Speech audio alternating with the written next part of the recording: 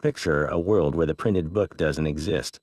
A world where every single volume, from the grandest Bible to the humblest collection of poetry, is a one-of-a-kind creation, painstakingly written by hand and then meticulously assembled by a craftsperson whose skill is a closely guarded secret. In that world, the book you hold isn't just a container for words. It is a fortress, a vault, a sacred object designed to protect its precious contents for centuries. This was the reality of the Middle Ages, and the art of medieval bookbinding is one of history's most fascinating and overlooked mysteries. It's a story written not in ink, but in leather, wood, and thread, a tale of ingenious solutions to an age-old problem. How do you preserve human knowledge against the relentless march of time, decay, and even destruction? The medieval bookbinder wasn't just a simple artisan. They were a master detective, a puzzle solver working with the materials at hand to create something both beautiful and enduring. They had to answer complex questions. How do you bind hundreds of parchment pages so they lie flat and don't fall out? What kind of glue will last for 500 years without becoming brittle? How do you design a cover that can protect the delicate contents from moisture, pests, and rough handling? Each finished book is a testament to their success, a silent witness to their problem-solving genius. We are about to embark on a journey into the heart of this incredible craft.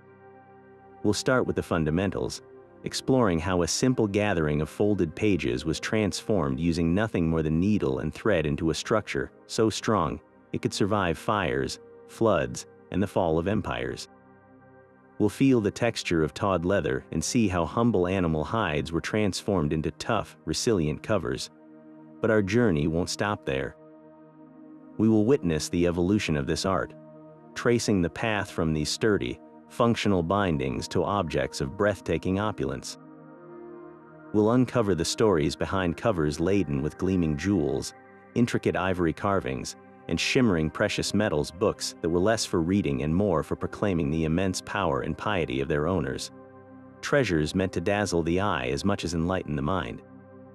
And here is the real magic, the part that truly feels like solving a historical puzzle. Every one of these books, from the plainest to the most ornate, holds clues. The specific pattern of the stitching on the spine, the type of glue residue left in the spine folds, the tooling on the leather. Each of these details is a piece of evidence. By learning to read these signs, we can begin to understand not just how a book was made, but where and even when it was created. We can start to identify the individual hands of long-forgotten craftspeople, to see their personal touches and their unique solutions to common problems. This is the deep human connection that awaits us. So, prepare to look at these ancient objects not as dusty relics, but as time capsules, each one holding the story of its own creation, waiting patiently for someone to finally listen. This is the story of how knowledge was literally held together, and it's a story more intricate and compelling than you might ever have imagined. To truly appreciate the masterpieces that would come later, we need to step into the quiet, shadowy scriptoria of early medieval Europe. In the centuries following the collapse of the Roman Empire, the monumental task of preserving knowledge fell almost entirely to monastic communities. Here, the book was not a common commodity. It was a rare and sacred vessel. The binding process was the final, crucial act of devotion in bringing a text to life, a physical prayer for its endurance. These earliest medieval codices were, above all else, functional. They were built not for show, but for survival, and their design reflects a world where every material had to be sourced locally, and every step of the process was done by hand. The covers were typically made from planks of wood, oak, beech, or poplar sawn to size and often left quite thick, sometimes over an inch, creating a solid, protective shell. Imagine the weight and heft of such an object. It felt less like a modern paperback and more like a small, portable piece of furniture. The heart of the binding lay in the sewing. Scribes would first fold large sheets of parchment or vellum into gatherings, called quires. These quires were then sewn onto sturdy leather cords or linen tapes that ran across the spine. The thread itself was not the fine cotton we might think of today. but a robust waxed linen or hemp, chosen for its incredible strength. This sewing structure, with the threads laced through the wooden boards themselves, created an immensely durable mechanical bond. The entire object was essentially locked together into a single, solid unit. Once sewn, the book would often be covered in a practical, undyed leather. This wasn't the tanned leather we know. It was often tawed, skinned sheep or goat hide treated with alum and salt. This produced a distinctive, pale, almost white leather that was tough and remarkably resistant to moisture and pests, a vital quality in damp stone monasteries. Why do so few of these pioneering bindings survive intact today? The reasons are a testament to the very perils they were designed to withstand. Time itself is the great enemy. The organic materials wood, leather, linen are vulnerable to rot, especially in fluctuating climates. Wooden boards warp and crack over centuries. Leather, if it dries out too much, can become brittle and flake away. But perhaps the greatest threat came from later generations who saw these books not as historical artifacts, but as raw materials. When a text became outdated or worn, it was common practice to strip the valuable parchment for reuse, scraping off the old ink to create a palimpsest, a recycled page. The sturdy wooden boards were often repurposed for everything from new book covers to simple building material. The very durability that made them successful also made their components useful for other things, leading to their unfortunate dismantling. Each surviving early medieval binding is therefore a minor miracle, a fragile survivor that managed to evade centuries of decay, reuse, and simple neglect. These humble, functional objects represent the crucial first chapter in our mystery, the foundational principles upon which all the glittering complexity of later bookbinding would be built. So, we have our wooden boards and our carefully prepared gatherings of parchment. But how do we turn this stack of separate pieces into a single, unified object that can be opened and closed for centuries without falling apart? The answer lies in what is arguably the most critical part of the entire process: the sewing. If the wooden boards are the fortress walls, then the sewing is the mortar and rebar that holds the entire structure together from the inside. It's a hidden masterpiece of engineering, a complex web of thread that gives the book its strength and its soul. To understand it, let's break down this ingenious system. First, you have the gatherings, or quires, those small booklets made by folding large sheets of parchment. The binder would take a stack of these quires and sew each one, in sequence, onto a set of raised cords or leather thongs that were stretched taut across a special sewing frame. These are the sewing supports, and they function exactly like the skeleton of the book, providing the rigid internal framework that everything else attaches to. The way the needle and thread move around these supports is where the real artistry and regional variation comes into play. One of the oldest and most enduring techniques is the link stitch. In this method, the binder would sew from the inside of the fold in one gathering to the outside, looping the thread around the support cord and then linking it back to the previous stitch before moving into the next gathering. This creates a chain-like pattern of linked loops along the inside of the spine, a continuous, interlocking system that distributes stress beautifully. It's a bit like knitting a sweater, where every loop is dependent on the one before it, creating a fabric of immense resilience. Then there's the herringbone stitch, which is as visually distinctive as it is strong. Here, the thread crosses over the support cords in a zigzag, back and forth pattern that resembles the bone of a fish. This technique not only anchors the gatherings firmly, but also creates a sort of latticework across the spine, adding an extra layer of stability and preventing the threads from shifting over time. The choice of stitch wasn't arbitrary. It can often be a clue to a book's origin, with certain styles being favored in specific geographical regions or monastic houses. Now, let's talk about those all-important sewing supports themselves. These weren't flimsy pieces of string. They were thick, stout cords made of twisted linen or strips of sturdy leather. When you look at the spine of an old medieval book and see those characteristic raised bands, you are looking at the ghosts of these supports, now visible under the leather covering. After all the gatherings were sewn on, the ends of these supports would be threaded through tunnels drilled into the wooden boards and then pegged or wedged in place. This is the moment of truth, where the text block and the covers become one inseparable entity. The entire weight of the pages is now suspended from these cords, which are in turn locked into the solid wood. This is why a well-made medieval binding has such a satisfying, solid feel when you open it. The covers don't flop around because they are structurally integral to the core of the book.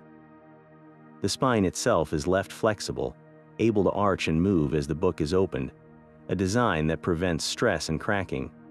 This elegant combination of a rigid framework and a flexible hinge is a stroke of genius, a solution that has stood the test of time in a way that many modern, glued spine paperbacks simply haven't. With the sturdy wooden boards prepared and the text blocks securely sewn, the medieval bookbinder turned to the final, defining layer of protection and beauty, the leather cover. This wasn't a simple matter of wrapping a skin around the book. The transformation of a raw animal hide into a durable, workable piece of leather was a long, complex, and often unpleasant chemical process, one that required deep knowledge and skill. The most common hides used were from sheep, goat, and calf, each offering different qualities. Sheepskin was soft and pliable, goatskin was famously tough and grainy, and calfskin provided a fine, smooth surface ideal for intricate tooling. The choice of animal and the specific preparation method spoke volumes about the book's intended purpose, its perceived value, and even the geographic origin of its binding. The two primary methods of preparing these hides were tawing and vegetable tanning, and they produced leathers with very different characteristics. Tawing, which we mentioned briefly with those early monastic bindings, involved soaking the cleaned hide in a solution of alum and salt. This process, technically called tawing rather than tanning, resulted in a distinctive leather that was often white, pale yellow, or a light gray. It was remarkably supple and highly resistant to water, but it had a crucial drawback. If it got wet and then dried out without proper treatment, it could become stiff and brittle. You'll often find tawed skin on books from earlier periods or from specific regions where the technique persisted. In contrast, vegetable tanning used tannins extracted from the bark of trees like oak, chestnut, or hemlock. This was a much slower process, sometimes taking over a year, but it produced a strong, robust, and long-lasting leather that was typically a rich shade of brown. This vegetable tanned leather became the dominant choice for high-quality bindings because of its superior durability and its wonderful receptiveness to decoration. Now consider this fascinating detail. If you look very closely at a medieval leather binding, you can sometimes still see the pattern of the animal's hair follicles pressed into the surface. On a goatskin binding, you might see the distinctive pattern of 3 follicles clustered together in a group.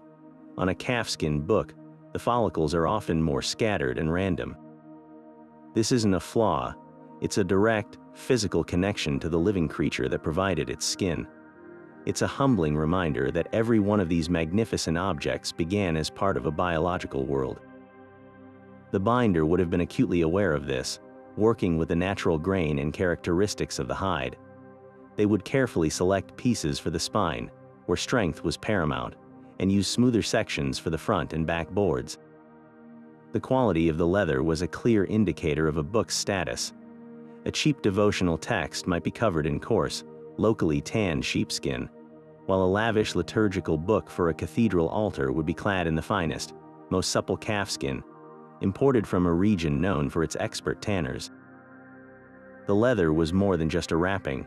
It was the book's skin, its first line of defense, and its initial statement of importance to anyone who laid eyes on it.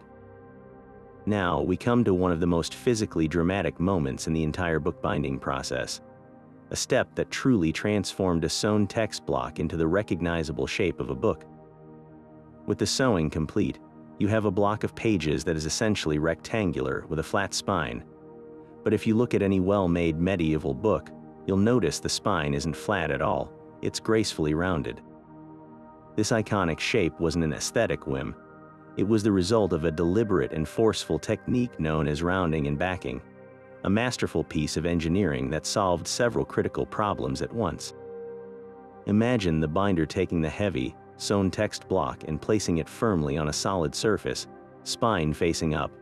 With a specialized, rounded hammer, they would then begin to carefully but firmly beat the spine, working from the center outwards towards the edges. This wasn't a haphazard pounding. It was a controlled, rhythmic application of force, a bit like a blacksmith methodically shaping red-hot metal on an anvil. The goal was to encourage the folded edges of the parchment gatherings at the spine to shift, to migrate from a squared-off profile into a gentle, convex curve. This act of rounding the spine was immediately followed by the equally important step of backing. Once the spine had its rounded form, the binder would place the text block between two backing boards in a lying press. They would then carefully hammer the spine again, but this time with the specific intention of creating a distinct shoulder or flange on either side of the rounded spine. Think of it as creating a small, stepped ledge at the very edge of the text block. This is where the pure genius of the system reveals itself. Those shoulders, created by the backing process, provided a perfectly fitted shelf for the wooden boards to sit against. When the boards were attached, their inner edges would slot snugly into these backed shoulders. This created an immensely strong mechanical joint, locking the covers and the text block together in a way that prevented the boards from shifting or being pushed inward onto the pages. The entire structure became a single, cohesive unit, with the spine acting as a flexible, arched hinge. So, why go to all this trouble? The rounded and backed spine was a brilliant solution to a fundamental weakness in book construction. A flat-spined book, when stood upright on a shelf, bears all its weight directly on the bottom edge of the text block and the fragile hinge where the cover attaches. Over time, this constant pressure causes the spine to sag inwards, collapsing into a concave shape. This puts immense strain on the sewing supports, can cause the glue to crack, and makes the book difficult to open and close smoothly. The rounded spine, in beautiful contrast, is an architectural marvel. Its arched form is inherently strong, much like the arch of a stone bridge, distributing the book's weight evenly down onto the sturdy wooden boards. When you place a rounded and backed book on a shelf, its weight is carried by the boards themselves, not by the vulnerable spine. Furthermore, this shape gives the spine the space it needs to function. When you open the book, the rounded spine can flex and arch outward, allowing the pages to lie flat without putting stress on the sewing threads or forcing the covers apart. It's a perfect marriage of form and function, a design that acknowledges the physical forces of gravity and use and counters them with elegant, robust geometry. This single, transformative act of hammering and shaping ensured that the book wouldn't just survive, but that it would remain functional, opening and closing gracefully for hundreds of years, a testament to the bookbinder's profound understanding of their materials and the laws of physics. Yet for all the ingenuity of the sewing and the shaping of the spine, all that hard work would be for nothing without a formidable first line of defense. This brings us to the book's armor, the wooden boards. Think of these not as mere covers, but as the shields of the medieval world, designed to take the brunt of any physical assault. The choice of wood was a critical first decision, one that balanced availability, workability, and longevity. In Northern Europe, the gold standard was oak. It was immensely strong, resistant to insect damage, and readily available. But that strength came with a trade-off. Oak is a dense, heavy wood, and it contains high levels of tannic acid. Over centuries, this acid could eventually migrate and contribute to the deterioration of the very parchment pages it was meant to protect. In regions where oak was less common, bookbinders turned to other hardwoods like beech, which was lighter and easier to carve, or softer woods like poplar or willow. These softer woods were much less likely to damage the text block chemically, but they were also more vulnerable to knocks, scrapes, and the dreaded woodworm. The creation of a board was a labor of carpentry. A plank would be riven split along the grain with a froe and mallet rather than sawn. This technique followed the natural lines of the wood, resulting in a stronger, more stable board less prone to warping. The rough split plank was then painstakingly planed and scraped by hand to the exact dimensions of the text block. often with a slight bevel on the inner edge to create a smooth transition from board to page. But the most crucial part of the process was the attachment. We left off with the text block sewn onto its support cords. Now, the binder would take the loose ends of those cords and thread them through a series of tunnels, called channels, which had been meticulously drilled or chiseled into the edge of the wooden board. This wasn't a simple knot, it was a lacing system. The cords were pulled taut, sometimes wedged with a small peg of wood, and then hammered flat into their channels. Finally, a thin layer of wood, a veneer, was often glued over the inside of the board to hide the channels and create a smooth, finished surface for the pass-down, the first page of the book. This method of lacing the structural skeleton of the book directly into its protective shell created a bond of incredible strength. The covers didn't just flap open and shut, they were an integral, load-bearing part of the book's architecture. Picking up one of these early medieval codices is a physical experience unlike any modern interaction with a book. The weight is immediate and substantial. A large Bible or liturgical manuscript could easily weigh 15 or 20 pounds, feeling more like a piece of carved furniture than a text. This heft was not a design flaw, it was a feature. The weight conveyed permanence, authority, and immense value. In a world of few personal possessions, a book was a treasure, and its physical presence needed to reflect that. It was an object to be handled with reverence, often requiring both hands or a sturdy lectern to support it. This tangible solidity reinforced the sacred nature of the words within, making the act of reading a deliberate and ceremonial event. Yet, even this mighty armor has its vulnerabilities, and time has left its marks in a very visible way. Wood is a living, breathing material, and it reacts to its environment. Centuries of fluctuating humidity and temperature take their toll. It's common to find surviving medieval books where one board has warped dramatically, curling outward or twisting into a gentle curve. This isn't a sign of poor craftsmanship, but rather a testament to the wood's enduring life. The side of the board that was once the outer part of the tree, facing the elements, has a different cellular structure and reacts to moisture differently than the inner side. This differential movement over hundreds of years causes the slow, inexorable distortion. In severe cases, a warped board can pull against the sewing supports with such constant force that it twists the entire text block along with it, giving the closed book a distinctive, skewed silhouette. Far from being a defect, this warp is a historical record, a document of the specific environmental conditions that book has endured. It tells a story of damp monastic cells, of castle libraries with roaring fires, of centuries spent in the stable, cool darkness of a crypt. Each bent board is a unique fingerprint of survival, a final, physical chapter in the long life of the book's first and most formidable protector. But for all its strength, the mighty wooden board had inherent limitations. Its weight, its cost, and the skilled carpentry required to shape it meant that books were destined to remain expensive, heavy objects, largely confined to the libraries of monasteries and the very wealthy.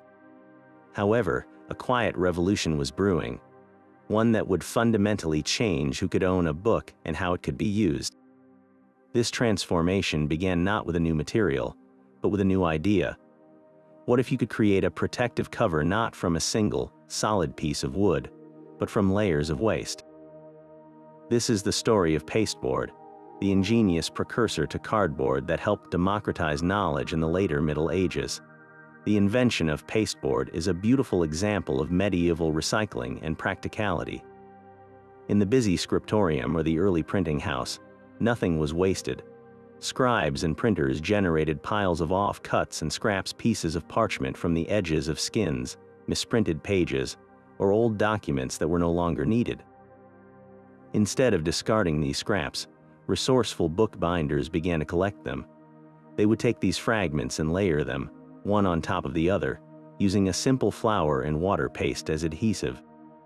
This stack of glued scraps was then placed under a heavy weight, a pile of stones or a dedicated press, and left to dry slowly and thoroughly into a single, solid, and surprisingly rigid sheet. The process could be repeated, building up the board to the desired thickness. The result was a material that was far lighter than wood, yet still offered substantial protection for the text block within. A book bound in pasteboard was suddenly a much more portable object, something a scholar could carry from lecture to lecture without needing a wagon to haul it. This shift in materials didn't happen in a vacuum. It was directly fueled by one of the most significant social changes of the era: the rise of universities. Starting in cities like Bologna, Paris, and Oxford, these new centers of learning created an unprecedented demand for texts. Students, who were often traveling and living on limited means, needed access to books, but they couldn't afford the lavish, oak-bound volumes of a cathedral library. They required copies that were functional, affordable, and above all, portable. The pasteboard binding was the perfect answer. It was cheap because its primary component was literal waste.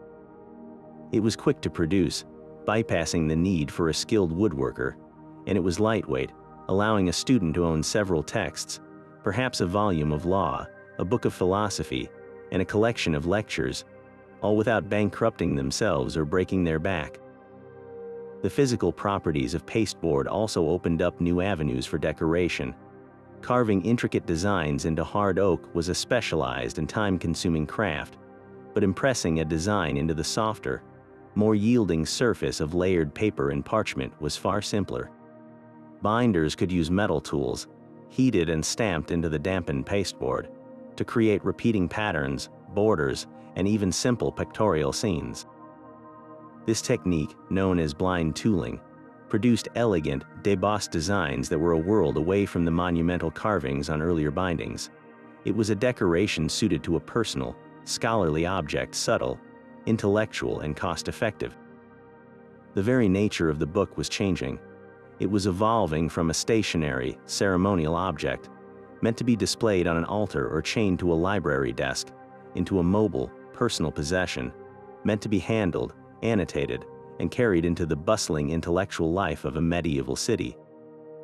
The humble pasteboard binding, born from scraps and glue, was a key that helped unlock the door to a more widespread and personal ownership of knowledge, setting the stage for the even greater revolution of the printed word that was just over the horizon.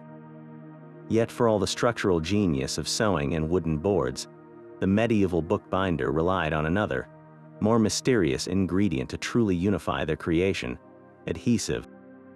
This was the unsung hero, the hidden alchemy that locked the layers together and sealed the final form. The primary glue of the medieval workshop was a substance so humble and common you probably have its ingredients in your own kitchen right now: a simple paste made from wheat flour and water. While it sounds basic, making this paste was anything but a casual affair.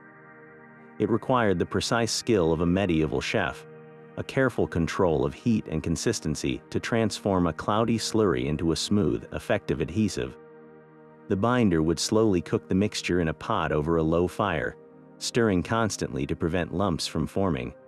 The goal was to partially gelatinize the starches in the flour, creating a thick, translucent paste as it cooled. This wasn't just glue, it was a specific recipe, and getting it wrong had immediate consequences. If the paste was too thick, it would crack and flake as it dried, creating a brittle layer that would fail over time. If it was too thin, it would soak too deeply into the parchment, causing pages to cockle and warp into unsightly ripples. A perfectly cooked paste, however, created a flexible, reversible bond. Its magic lay in its simplicity. It held everything firmly in place, but could be softened with a bit of moisture if repairs were ever needed centuries later. This wheat paste was a versatile workhorse. It was used to attach the leather or fabric covering to the boards, to secure the end sheets known as pastidowns to the inside of the covers, and to add a final layer of consolidation to the spine after rounding and backing. But this very effectiveness came with a significant vulnerability. It was edible. A book bound with a flour-based paste, especially one made with a recipe that was a little too rich or one stored in a damp environment, could become a veritable feast for insects and rodents. We can sometimes see the evidence of this today in the form of tiny, meandering tunnels eaten through the layers of pasteboard or the telltale, gnaw marks on the edges of a wooden board. The binder's fight against pests was a constant one. and some may have experimented with adding bitter substances to their paste, like alum or even soot, in an attempt to deter hungry visitors. For tasks requiring a stronger, more moisture-resistant bond, the medieval craftsmen turned to another ancient adhesive, animal glue, often called hide glue. This was a more complex and potent substance, made by boiling down animal hides, bones, and connective tissues to extract the collagen. The resulting liquid would be cooled until it set into a hard, rubbery cake or jelly. To use it, the binder would break off a piece, heat it with water in a double boiler, creating a strong, pungent-smelling glue with exceptional tack and durability. This type of adhesive was particularly valuable for attaching heavy leather covers to wooden boards, or for any application where a more permanent, rigid set was required. However, this strength was a double-edged sword. Unlike the flexible, reversible wheat paste, old animal glue becomes incredibly hard and brittle with age. In many surviving books, this is the reason you see the spine leather cracking or detaching. The hardened glue has lost all flexibility and can no longer move with the natural flex of the book's spine. Each adhesive, therefore, represented a different philosophical approach. The wheat paste was forgiving and acknowledged that future generations might need to intervene, while the hide glue was a more permanent, almost final, commitment, locking the components together for what was hoped would be eternity. The choice between them was a critical decision, a final piece of alchemical wisdom that would ultimately help determine whether a book would remain intact for centuries or slowly succumb to the very materials meant to protect it. With the boards prepared and the text block shaped, the moment arrived to give the book its final skin, a procedure demanding as much artistry as it did brute force. This was not a simple wrapping job. It was a transformative act of stretching, molding, and persuasion, turning a flat piece of prepared leather into a taut, form-fitting second skin for the wooden boards. The process always began with moisture. The binder would take the dry, stiff leather and carefully dampen it, either with a wet sponge or by briefly soaking it in water. This wasn't meant to saturate it, but to make it pliable, to wake up the collagen fibers and allow them to stretch and move. A dry skin pulled over a sharp corner would simply tear or crack. A dampened one could be coaxed and worked into place, much like a potter shapes wet clay on a wheel. The binder had to judge this perfectly. Too little moisture and the leather would resist. Too much and it could become weak and gelatinous, losing its structural integrity. Laying the dampened leather out on a clean surface, the binder would place the text block with its attached boards face down on the flesh side of the hide. The positioning was crucial, ensuring there was enough excess material on all sides to wrap around the edges and onto the inside of the boards. Then came the strenuous part, the stretching. Starting from the center of the board and working outwards towards the edges, the binder would use the full strength of their hands and fingers to pull the leather taut, smoothing it relentlessly to eliminate any hint of a wrinkle or air pocket.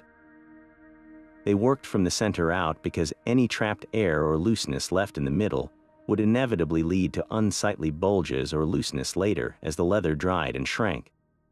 This was a battle against physics, a race to achieve a perfectly smooth, drum-tight surface before the moisture could evaporate.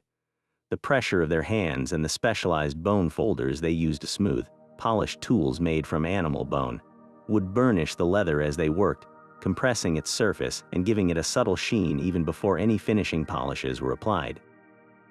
The true test of a binder's skill came at the edges and the corners. After the leather was smooth on the outside, they would carefully lift the excess material and fold it over onto the inside of the wooden board.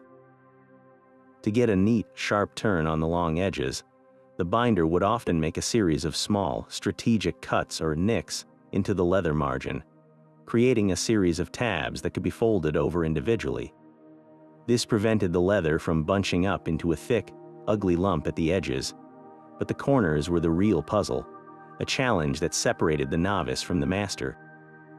Achieving a clean, tight, and elegant mitered corner required a series of precise folds and trims, a little like gift wrapping a box with an impossibly tough and unforgiving paper. A poorly executed corner would be bulky, weak, and prone to catching and tearing over the book's long life. while a perfectly executed one was a tiny masterpiece of geometric precision, lying flat and neat, a silent signature of the craftsman's patience and dexterity. This turned-over leather was then secured firmly to the inside of the board with more of that strong wheat paste, holding the entire cover in a state of perfect tension. Yet, perhaps the most visually distinctive challenge was presented by the spine. Remember those raised bands created by the sewing supports lying across the back of the text block. The binder couldn't simply flatten them. They were a fundamental part of the book's structural skeleton. Instead, they had to masterfully accommodate them. Working on the dampened leather over the spine, the binder would use their fingers and a bone folder to meticulously press and stretch the leather down into the hollows between the raised bands. They had to apply enough pressure to make the leather conform perfectly to these contours without thinning it so much that it risked tearing. This created the iconic ribbed appearance we associate with old leather books, where the bands stand out in high relief against the sunken channels. This wasn't just for looks. By pressing the leather deeply into the gaps, the binder locked the covering material firmly to the spine structure, preventing it from shifting or bubbling away from the surface over decades of use. It also left the raised bands themselves slightly more exposed, creating natural, reinforced ridges that would take the brunt of the abrasion when the book was slid on and off a shelf. Every step in this covering process, from the initial stretch to the final tuck, was a calculated move in a slow-motion dance with a living material, all aimed at creating a protective shell that was as beautiful and enduring as the words it was built to safeguard. So we have our book now, fully covered in its protective leather skin, but the story of its physical defense is not yet complete. A closed medieval book presented a new set of challenges, and its creators met them with elegant, functional metalwork that turned the binding into a kind of portable, locked vault. The most common of these features was the clasp. If you've ever struggled to keep a thick, heavy modern cookbook from springing open, you can understand the fundamental problem. A medieval book, with its dense wooden boards and hundreds of parchment pages, possessed an incredible amount of internal tension. The parchment, made from stretched and dried animal skin, is naturally hygroscopic. It constantly absorbs and releases moisture from the air, causing it to expand and contract. Left unsecured, this powerful desire to move would force the heavy boards apart, putting immense strain on the spine and causing the pages to cockle and warp into a permanently wavy, distorted shape.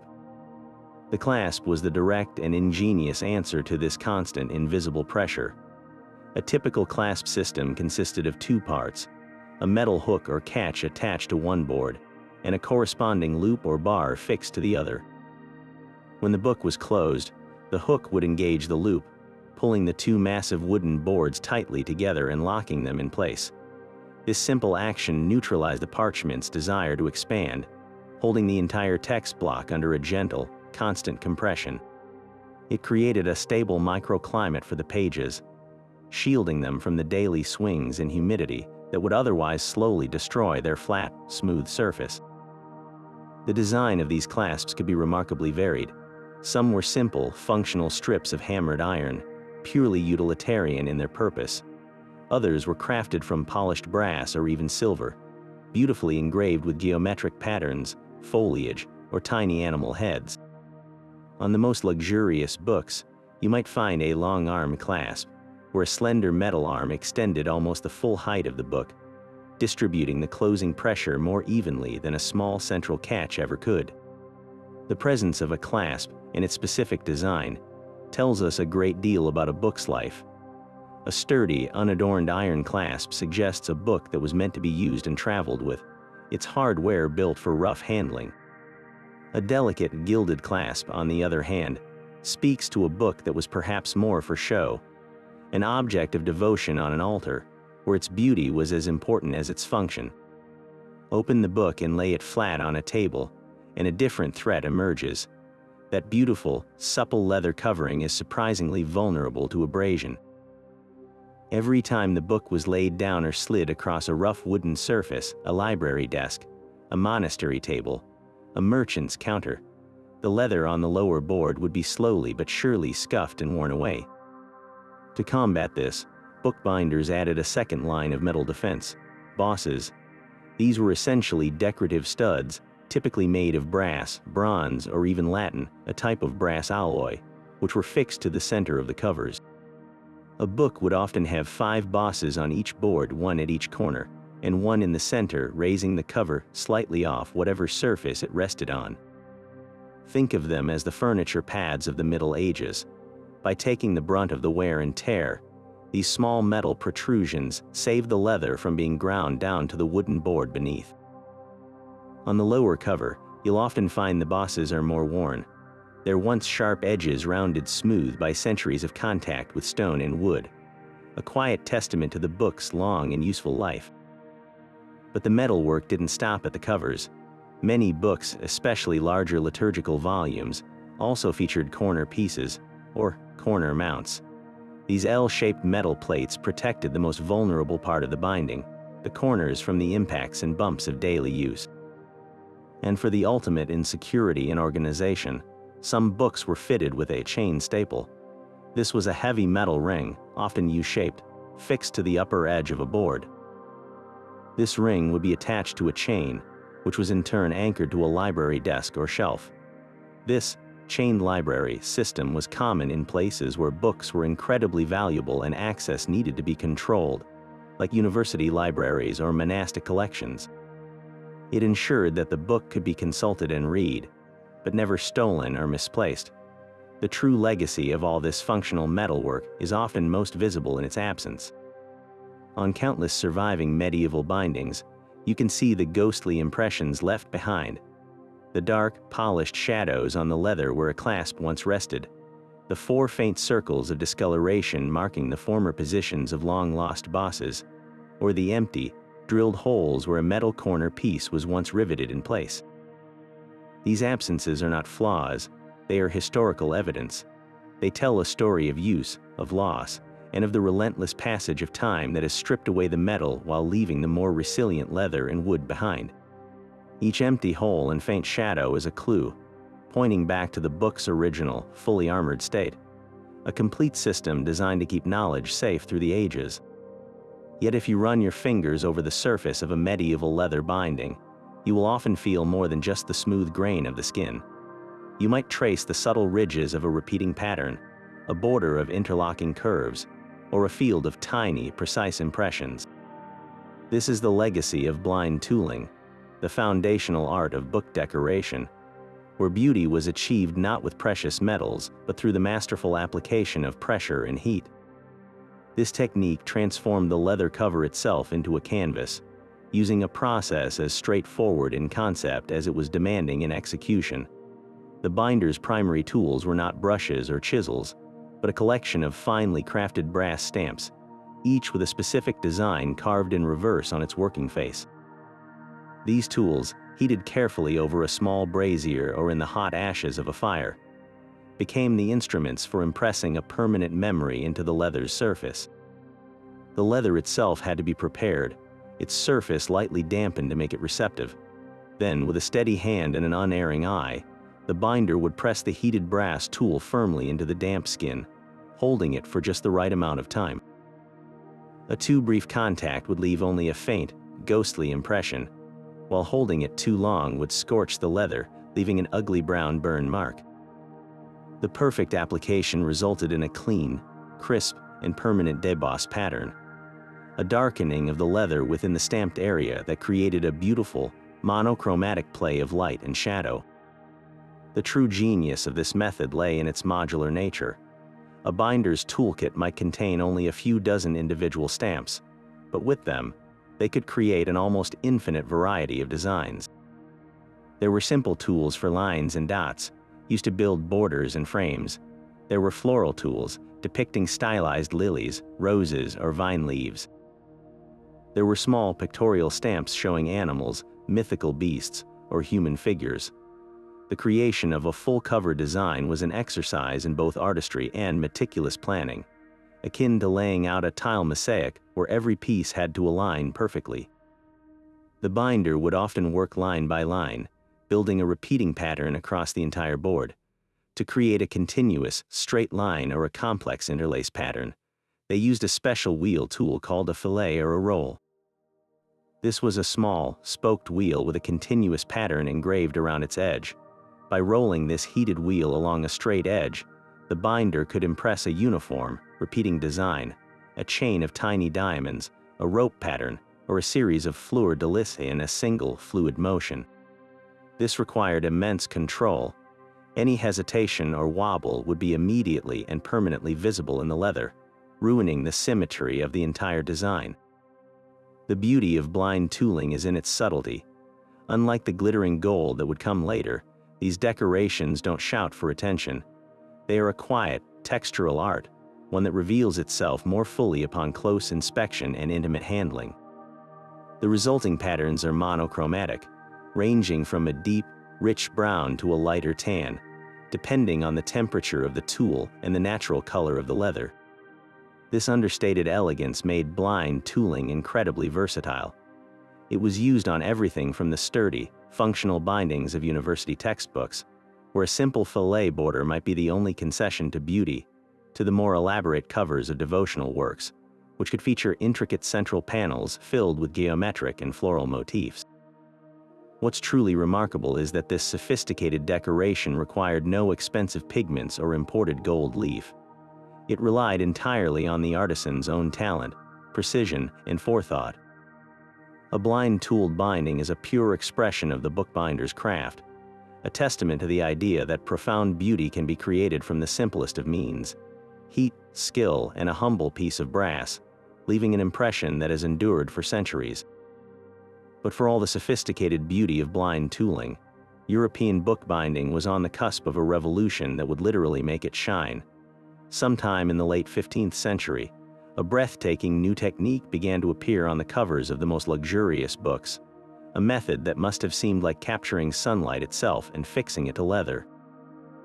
This was the arrival of gold tooling, and it represented a tectonic shift in both the aesthetics and the symbolism of the book. The technology almost certainly traveled from the Islamic world, likely through trade routes connecting Venice with the Mamluk Sultanate, or through the vibrant cultural exchanges in Moorish Spain.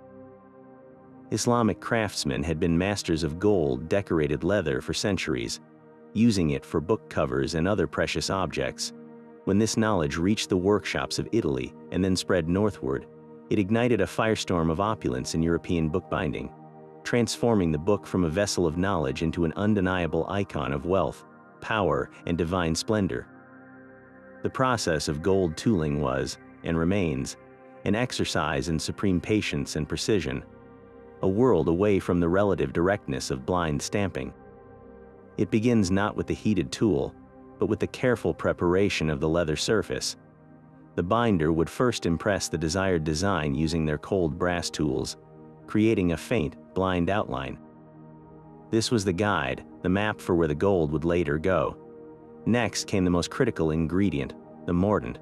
This is a special adhesive, formulated to hold the gold leaf in place permanently.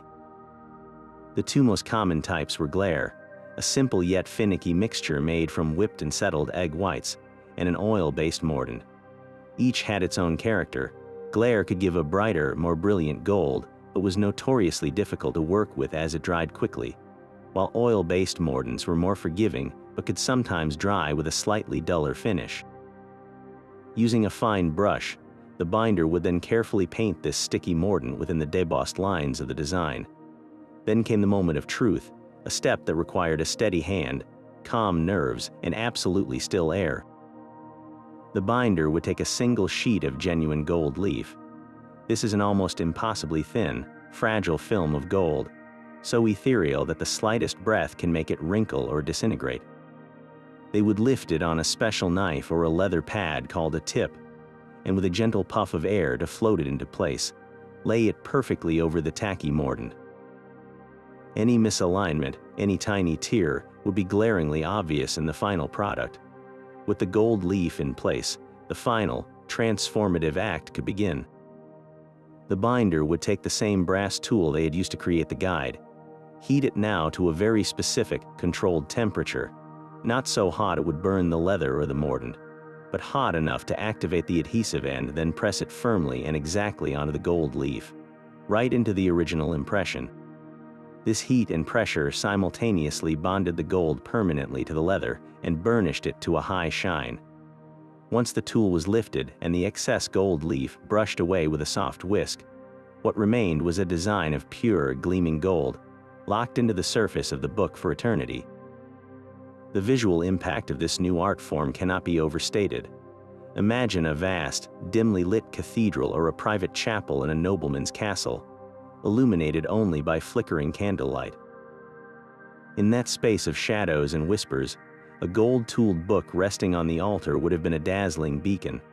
The light wouldn't just fall on it, it would come alive, dancing across the intricate patterns of vines, heraldic shields, and religious symbols, each line and curve shimmering with a celestial fire. This was more than mere decoration, it was a form of visual theology. The gold reflected the light of God, making the sacred text within a literal reflection of divine glory. For a secular patron, a gold-tooled binding was a powerful statement of identity and status. A coat of arms tooled in gold on the cover was a permanent declaration of lineage and power. The incredible expense of the materials, the gold leaf itself, was a significant cost, and the process was vastly more time-consuming than blind tooling, meant that only the wealthiest institutions and individuals could afford such bindings. The book was no longer just a repository of words, it was a piece of portable wealth, a diplomatic gift, a trophy to be displayed in a library as proof of one's sophistication, piety, and immense financial resources.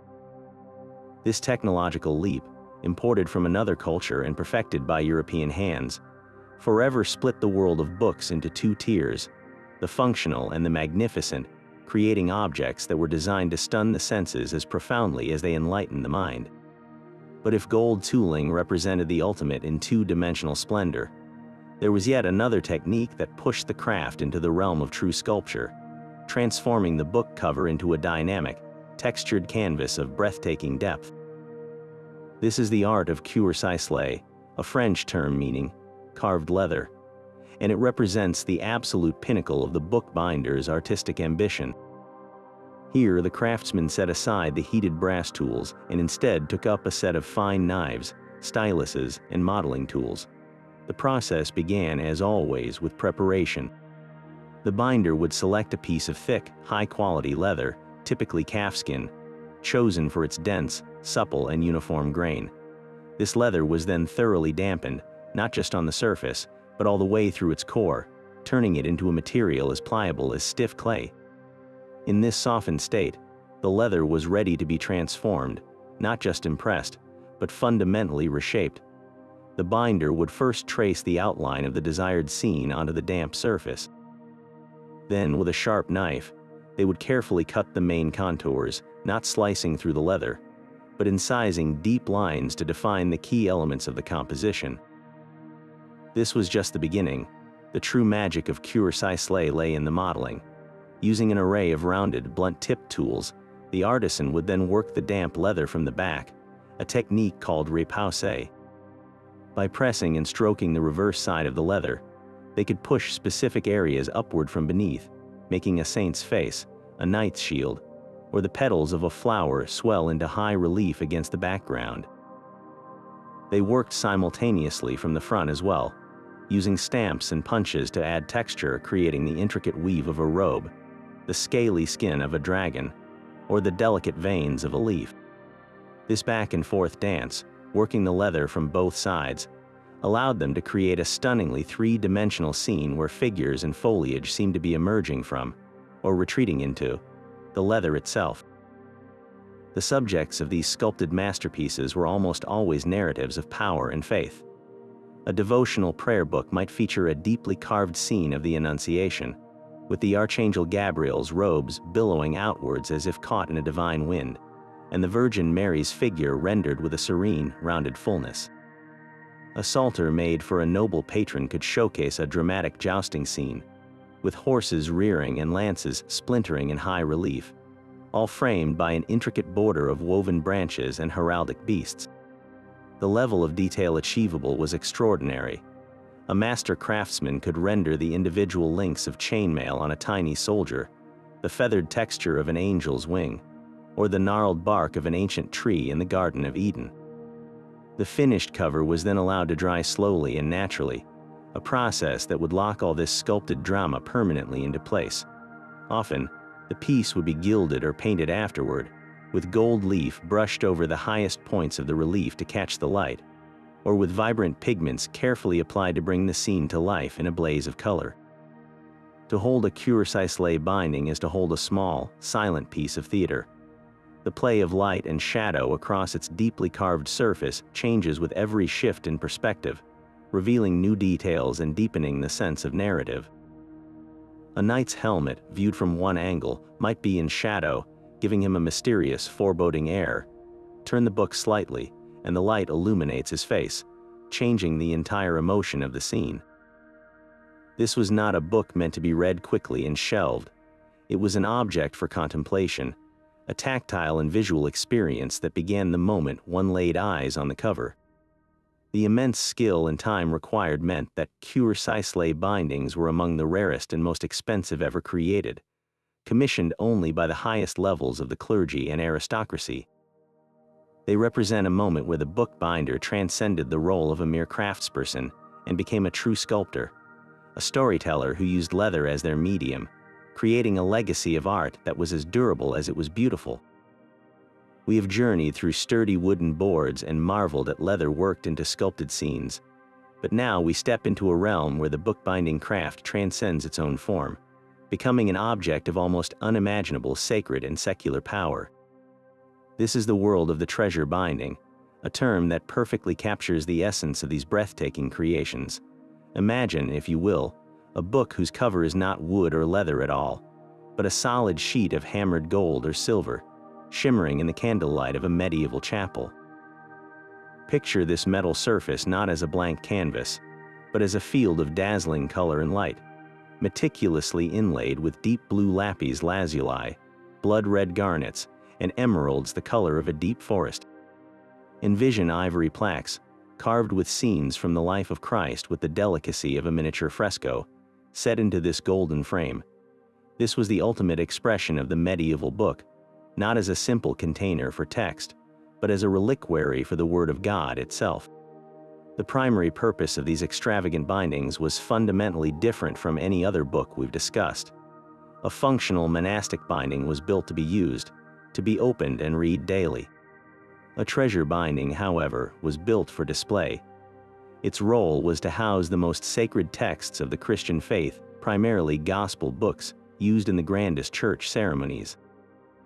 When a bishop or abbot processed to the altar for the reading of the gospel, the book carried before him was not a humble object. It was a proclamation, a piece of portable wealth and divine glory intended to overwhelm the senses of the congregation.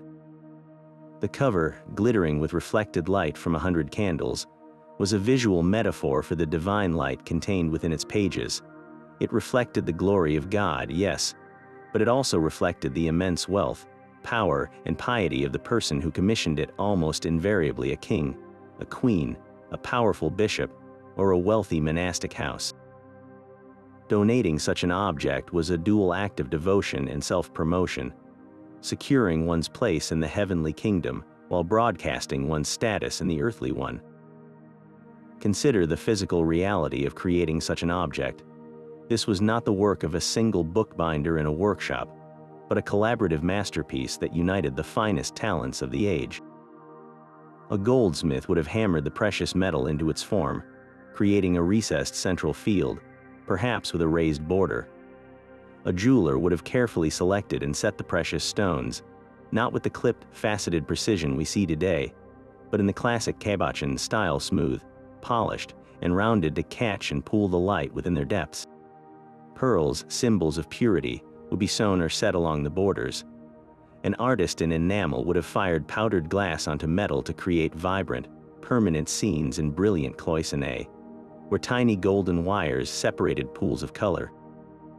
And often, a master carver would have contributed panels of ivory, sourced from the tusks of walruses or elephants, each tiny figure carved with a level of detail that is simply staggering when you consider the scale. The text block inside, written in the finest inks on the most flawless vellum, was almost an afterthought in terms of cost and labor, a final, precious interior to be placed within this jeweled casket. This concept of the book as a reliquary is crucial to understanding its cultural power. In the Middle Ages, relics, the physical remains of saints or objects associated with Christ, were believed to be conduits of divine grace, housed in lavishly decorated containers called reliquaries. The words of the Gospels were seen in a similar light. They were not just historical accounts, but the living, powerful Word.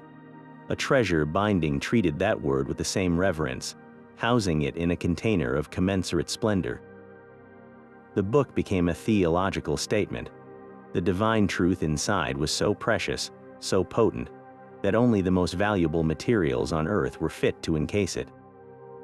This is why these objects were so rarely read in the conventional sense.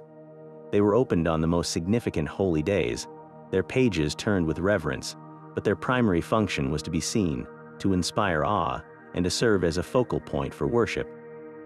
The survival of any treasure binding today is a minor miracle, making each one a monumental historical artifact. Their very composition made them targets. The precious metals and gems were a temptation in times of war, famine, or simply shifting political fortunes. Many were looted by invading armies, their jewels pried out and their metal melted down for coinage.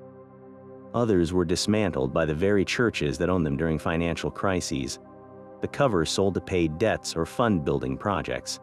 The fact that any have survived, often having been hidden away in monastery treasuries or cathedral crypts for centuries, links us directly to the most pivotal moments and powerful individuals of the Middle Ages.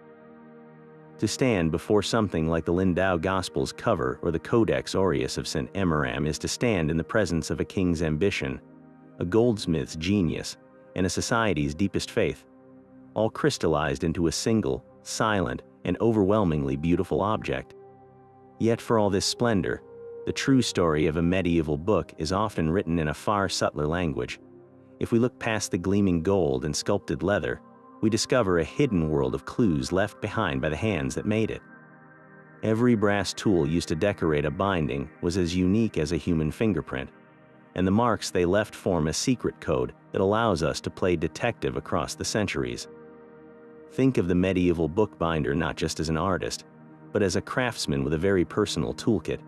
Each brass stamp carved by hand, hardened in a forge, and then worn down through years of use, developed its own distinct personality.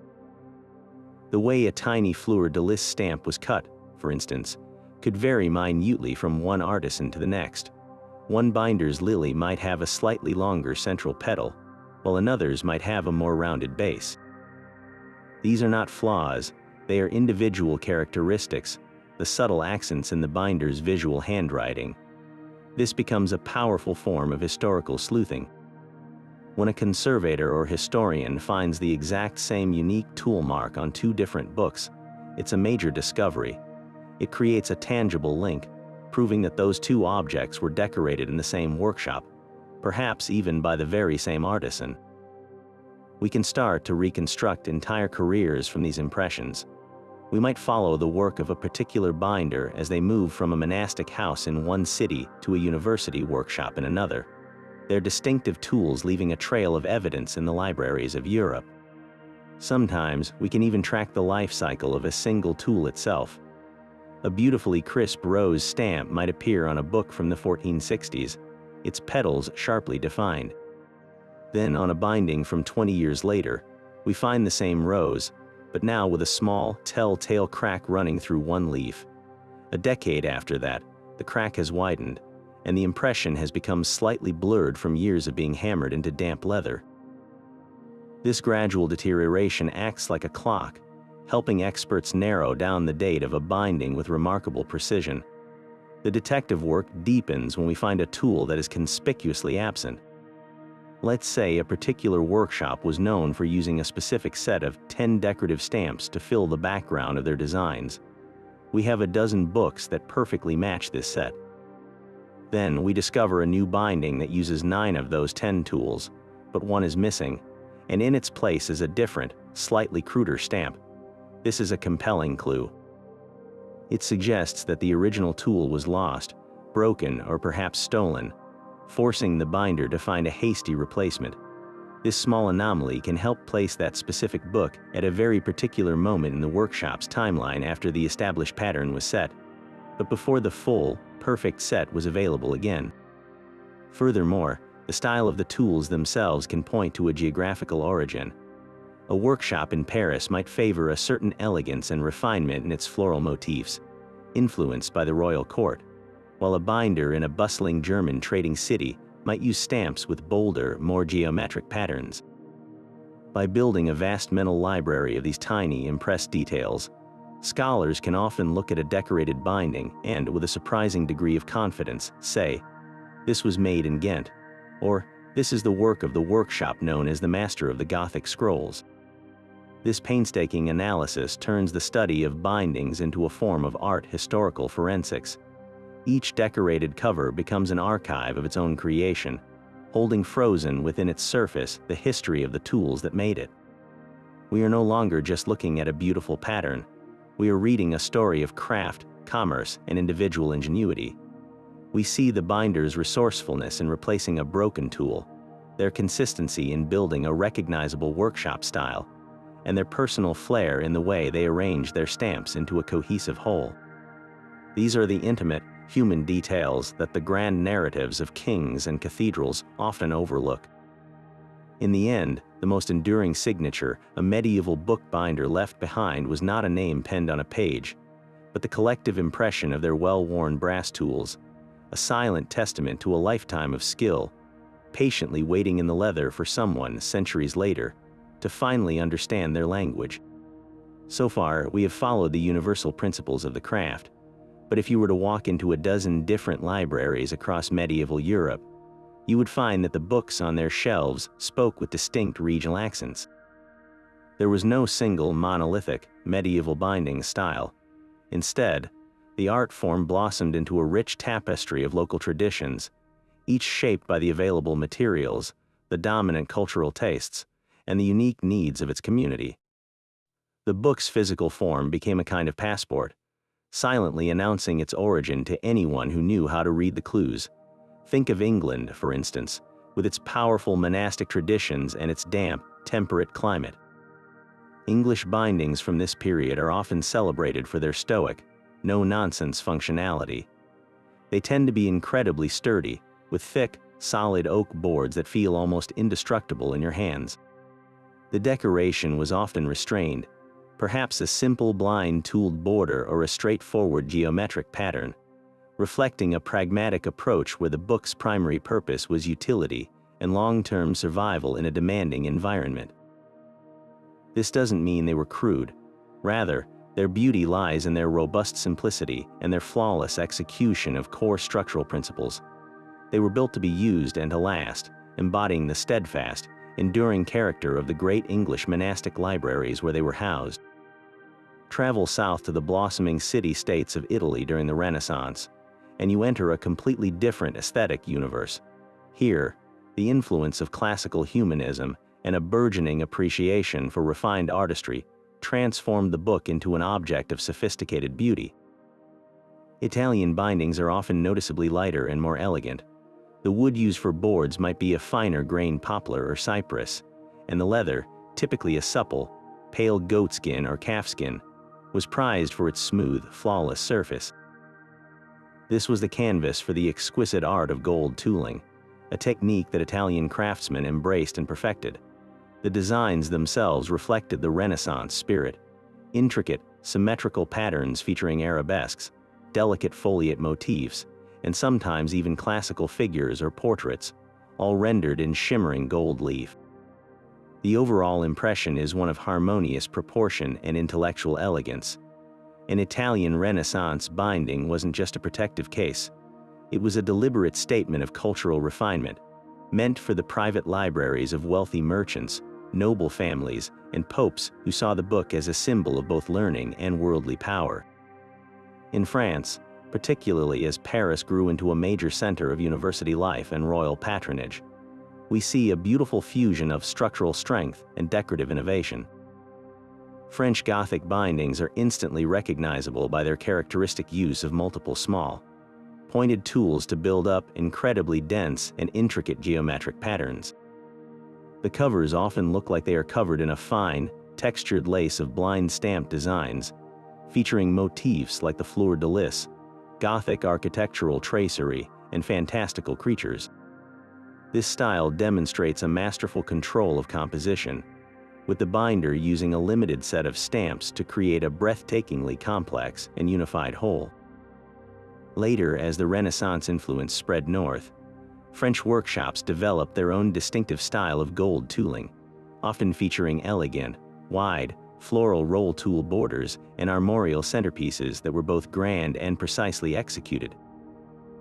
The French genius lay in their ability to codify and systematize decoration, creating recognizable and influential styles that were widely emulated across the continent. Meanwhile, in the German-speaking lands and the Netherlands, a more vigorous and expressive artistic sensibility often held sway. German bindings can be wonderfully bold and inventive, sometimes featuring heavy, almost chunky tooling and a love for deeply impressed, dramatic patterns. The use of pigskin was far more common here than elsewhere in Europe. This leather is exceptionally tough and durable, with a pronounced, pebbly grain that doesn't lend itself to fine, delicate tooling. Instead, German craftsmen used massive metal stamps and rolls to pound powerful, deeply debossed images into the leather saints, heraldic eagles, and floral motifs that stand out in stark, high relief. These bindings have a palpable energy and a rustic power about them. In the commercial hubs of the Netherlands, another practical innovation took root: the use of parchment over pasteboard for covers, which was then often painted with lively scenes or the owner's coat of arms. This was a cheaper yet highly effective and personalized method of decoration, perfectly suited to the pragmatic and mercantile culture of the Low Countries.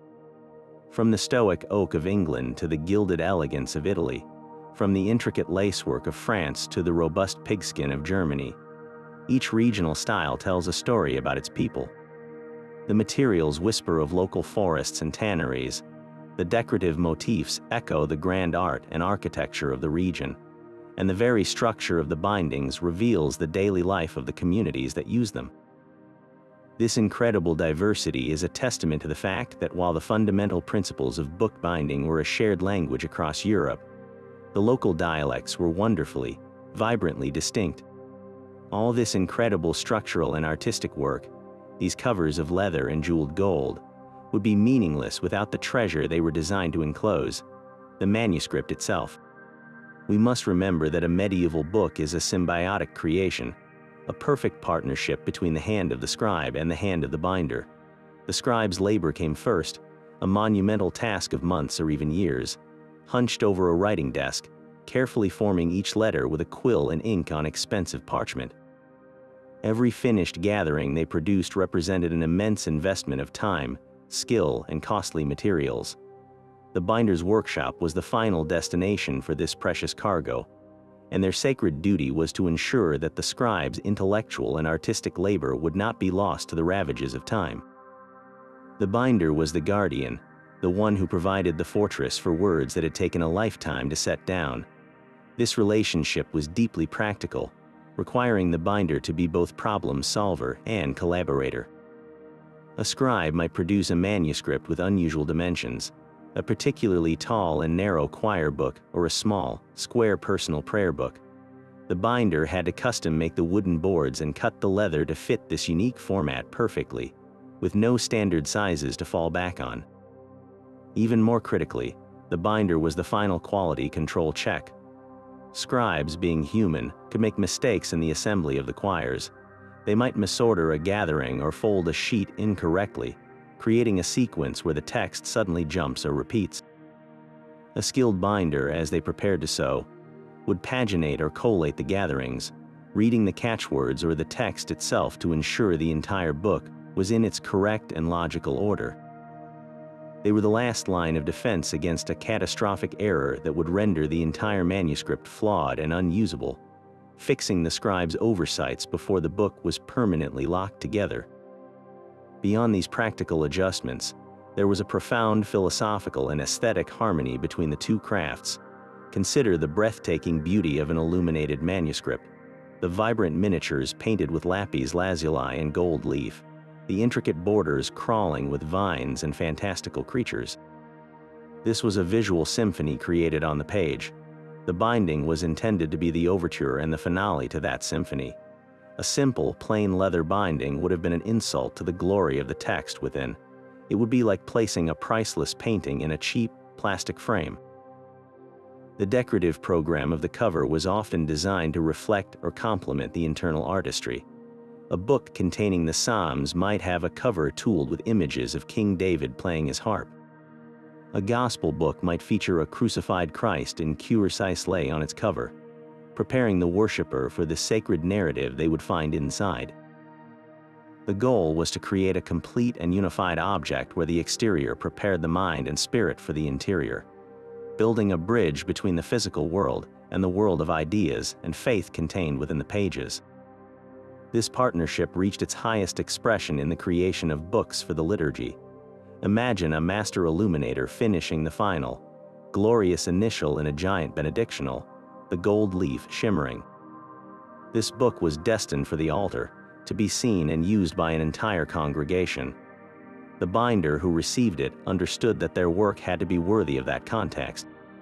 The cover they crafted, whether in elegantly gold-tooled leather or in jeweled metal, was not merely decorative.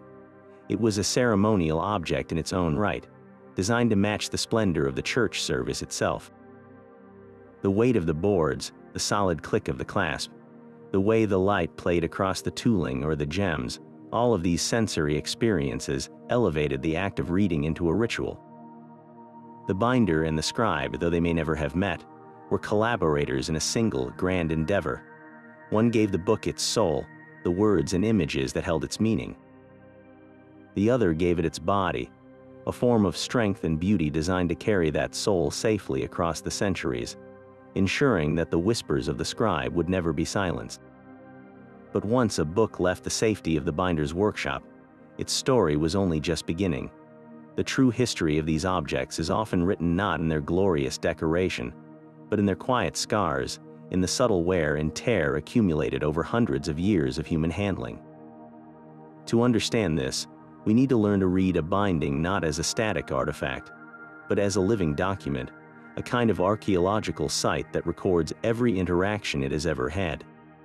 The first place to look is the corners. On a heavily used book, you'll often find the leather on the corners is completely worn away, revealing the pale, scarred wood of the board beneath. This isn't a sign of neglect, it's the opposite. It's evidence of a book that was constantly being slid on and off a rough wooden shelf, pulled from a crowded lectern, or carried under the arm of a traveling scholar. Each tiny abrasion, repeated thousands of times over decades, gradually sanded away the leather, leaving behind a smooth, polished bevel. The angle of this wear can even tell a story.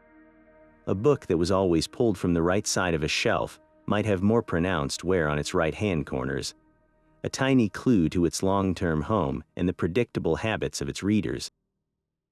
Now, run your hand over the covers, especially the lower board. You might feel a broad, smooth patch, an area where the grain of the leather has been softened and polished to a deep, warm patina by the oils from countless human hands. This is the ghost of touch, the physical residue of every person who ever held this book, opened it, and traced its words. On a large liturgical volume, this smooth patch is often centered, a perfect imprint of a priest's palm as he carried the book in procession to the altar. On a smaller university textbook, the wear might be more diffuse, covering the entire lower board, evidence of being passed between students, laid flat on dusty tables in lecture halls, and gripped tightly during intense study. The very texture of this wear speaks volumes. A soft, glossy sheen suggests reverent, careful handling. A rougher, more scuffed surface might hint at a more utilitarian life, a book that was a working tool rather than a ceremonial object. Then, look at the metalwork. A broken or missing clasp is a powerful piece of evidence. Remember, the clasp's job was to hold the heavy boards shut against the natural expansion of the parchment. A broken clasp, therefore, often indicates a book that was used so intensively that the metal simply fatigued and snapped from the constant opening and closing. Imagine a university law text, consulted daily by scores of students. Its clasp engaged and disengaged dozens of times a day until the metal could take no more. Its absence tells a story of constant, demanding use. Conversely, a pristine, perfectly intact clasp on a thick book might suggest it spent most of its life chained to a library desk, rarely opened, or that it was a prestige object, displayed more than read. The bosses, those protective metal studs, also record a history of interaction. On the lower cover, the bosses will often be more worn, their shapes rounded and smoothed by centuries of contact with stone, wood, and wax tabletops. The upper cover's bosses might remain sharper, having been sheltered from this daily abrasion. This differential wear paints a clear picture of the book's life, resting on surfaces, being consulted, and then being closed and shelved. Perhaps the most intimate clues of all are the repairs. Medieval and early modern readers did not see a damaged book as a candidate for replacement. They saw it as a member of the community in need of care. A torn page might be meticulously stitched back together with silk thread. A broken wooden board might be reinforced with a crude but effective metal plate hammered across the split. A worn-out spine might be rebacked with a piece of a different leather, perhaps salvaged from an even older, discarded book. These repairs are rarely pretty. They are functional, pragmatic, and deeply personal. They tell us that this specific book was valued enough to be saved. The choice of repair materials is a story in itself.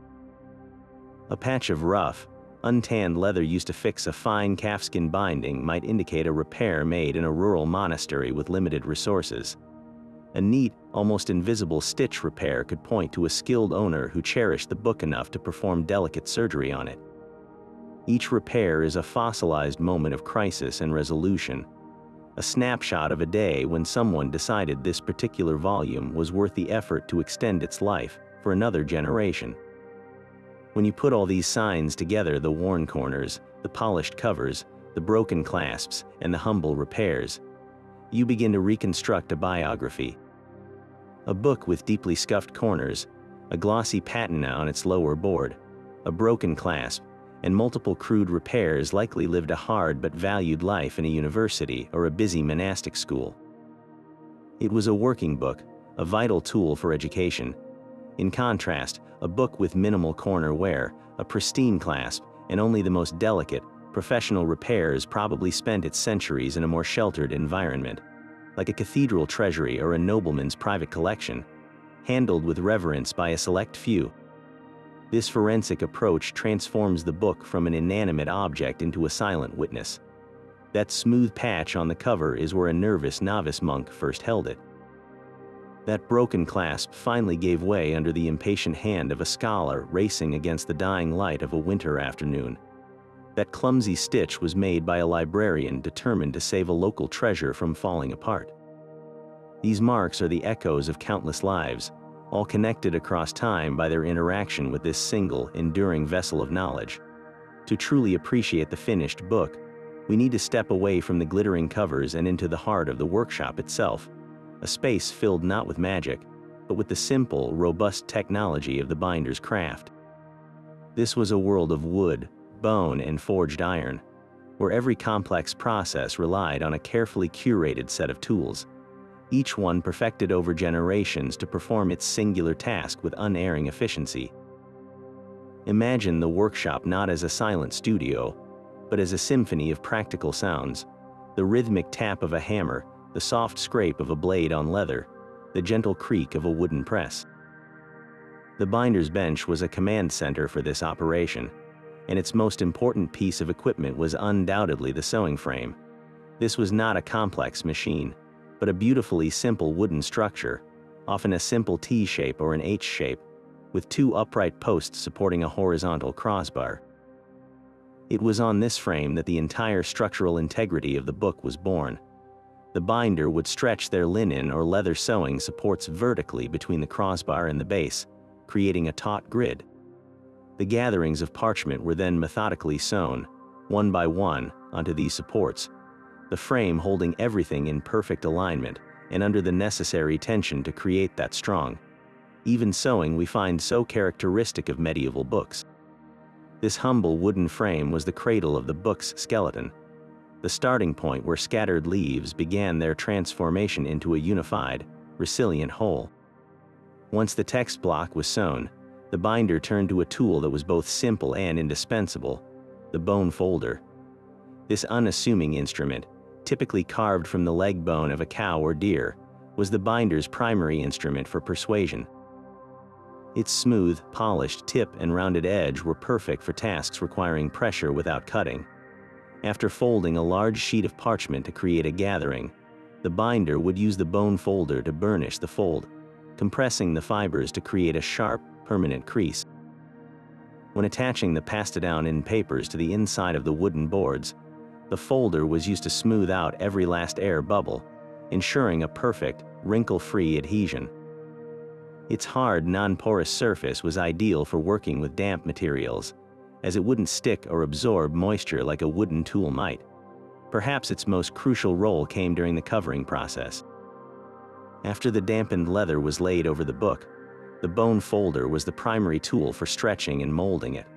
The binder would use its rounded edge to work the leather down into the channels between the raised bands on the spine, creating that iconic ribbed appearance.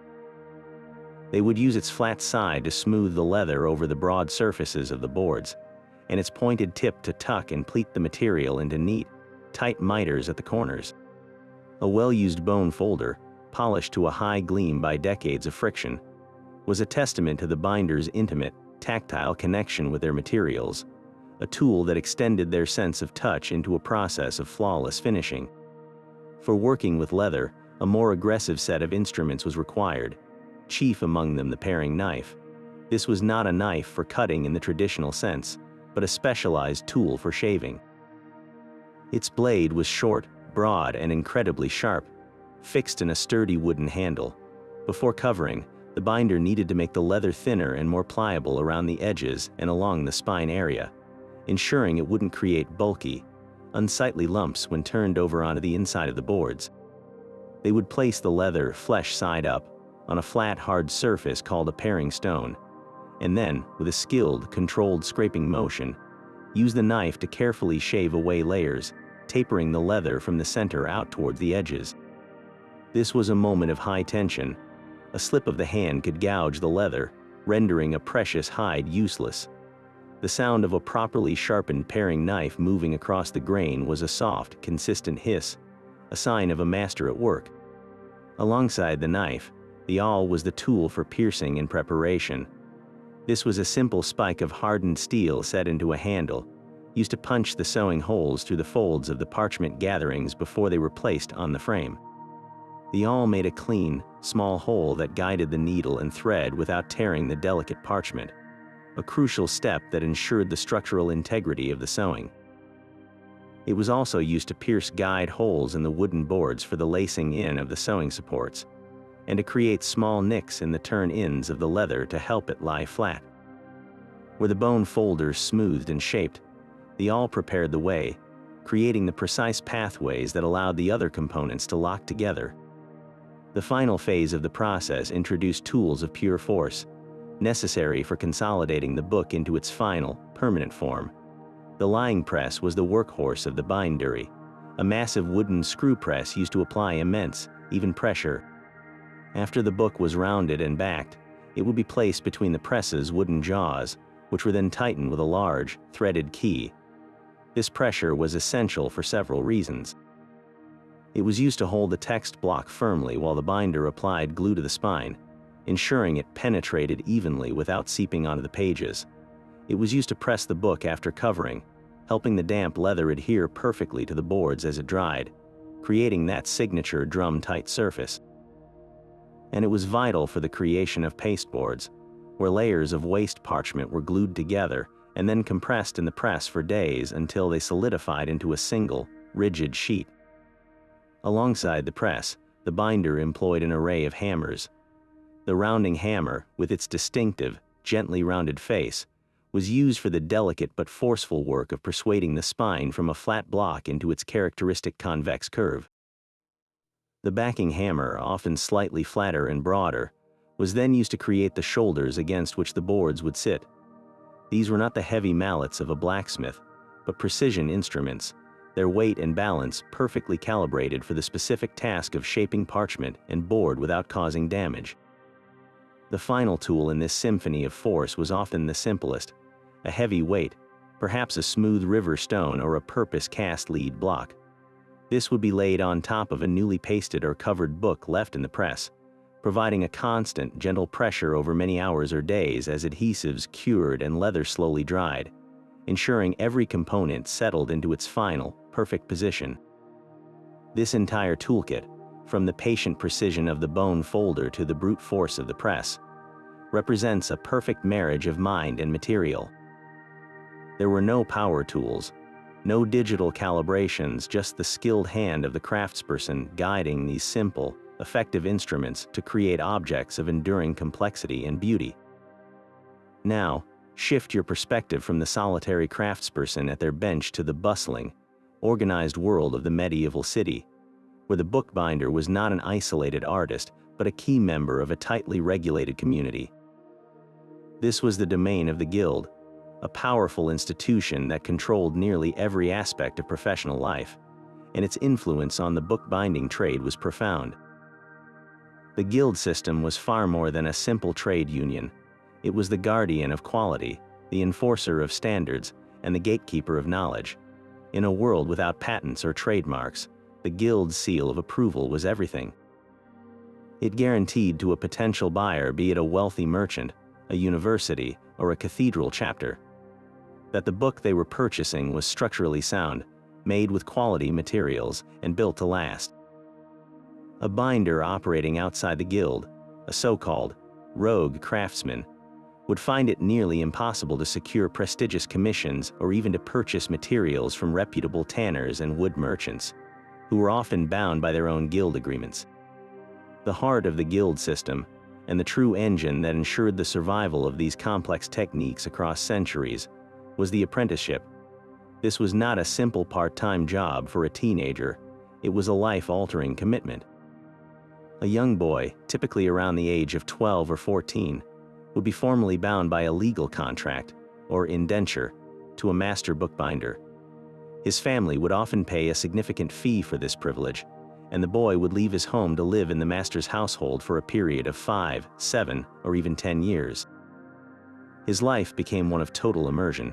His days began before dawn, helping to light the fire in the workshop and preparing the materials for the day's labor. He would start with the most menial tasks, sweeping up leather shavings, mixing simple flour paste, or running errands to deliver finished books. This was not cruelty. It was a deliberate process of building discipline and humility, of learning to respect the craft from the ground up. Gradually, as he proved his patience and dedication, he would be trusted with more complex responsibilities. His master might first teach him how to properly fold a gathering of parchment, using the bone folder to create a sharp, clean crease without damaging the material. He might learn the intricate choreography of paring leather, shaving the edges of a hide with a sharp knife to a precise, tapered thinness without once cutting through it.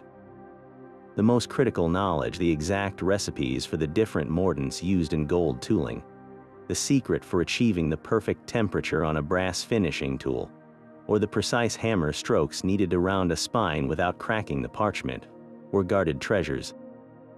These were not written down in any manual. They were passed on through direct, patient demonstration, through years of watching the master's hands and absorbing his decades of accumulated wisdom. The apprentice learned not just the how, but the why, developing an intuitive feel for the behavior of wood, leather, and parchment that could only be earned through thousands of hours of practice. Within this structured world, we often see a fascinating division of labor, a specialization that reflects the growing complexity of the trade. In larger, more prosperous workshops, the work was frequently split between two distinct roles, the forwarder and the finisher. The forwarder was the structural engineer of the book. This was the artisan who handled everything from the initial folding of the gatherings and the sewing on the frame to the rounding and backing of the spine, the shaping of the wooden boards, and the final covering in leather. The forwarder's domain was strength, geometry, and durability. Their work was the unseen foundation upon which everything else was built. The finisher, by contrast, was the artist. Once the forwarder had created the perfectly formed, leather-clad object, the finisher took over. Their world was one of delicate brass tools, precious gold leaf, and intricate design. They were responsible for all the decorative work, from simple blind tooled lines to the most elaborate gold tooled patterns and armorial stamps. This separation of structure and decoration allowed for incredible refinement in both areas. A forwarder could become a master of pure, elegant form, while a finisher could devote a lifetime to perfecting the alchemy of color, light, and pattern on leather. This system naturally gave rise to closely guarded trade secrets, the mysterious tricks of the trade that defined a workshop's reputation and ensured its competitive edge. The specific formula for a workshop's wheat paste, for instance, might be a family secret, passed from father to son. Perhaps one master binder had discovered that adding a small amount of crushed garlic or a proprietary blend of herbs to the paste made it less palatable to insects, thus protecting the binding from pests. Another workshop might have developed a unique method for dyeing leather, using a specific sequence of vegetable tannins and oils to produce a distinctive shade of russet brown that no competitor could quite replicate.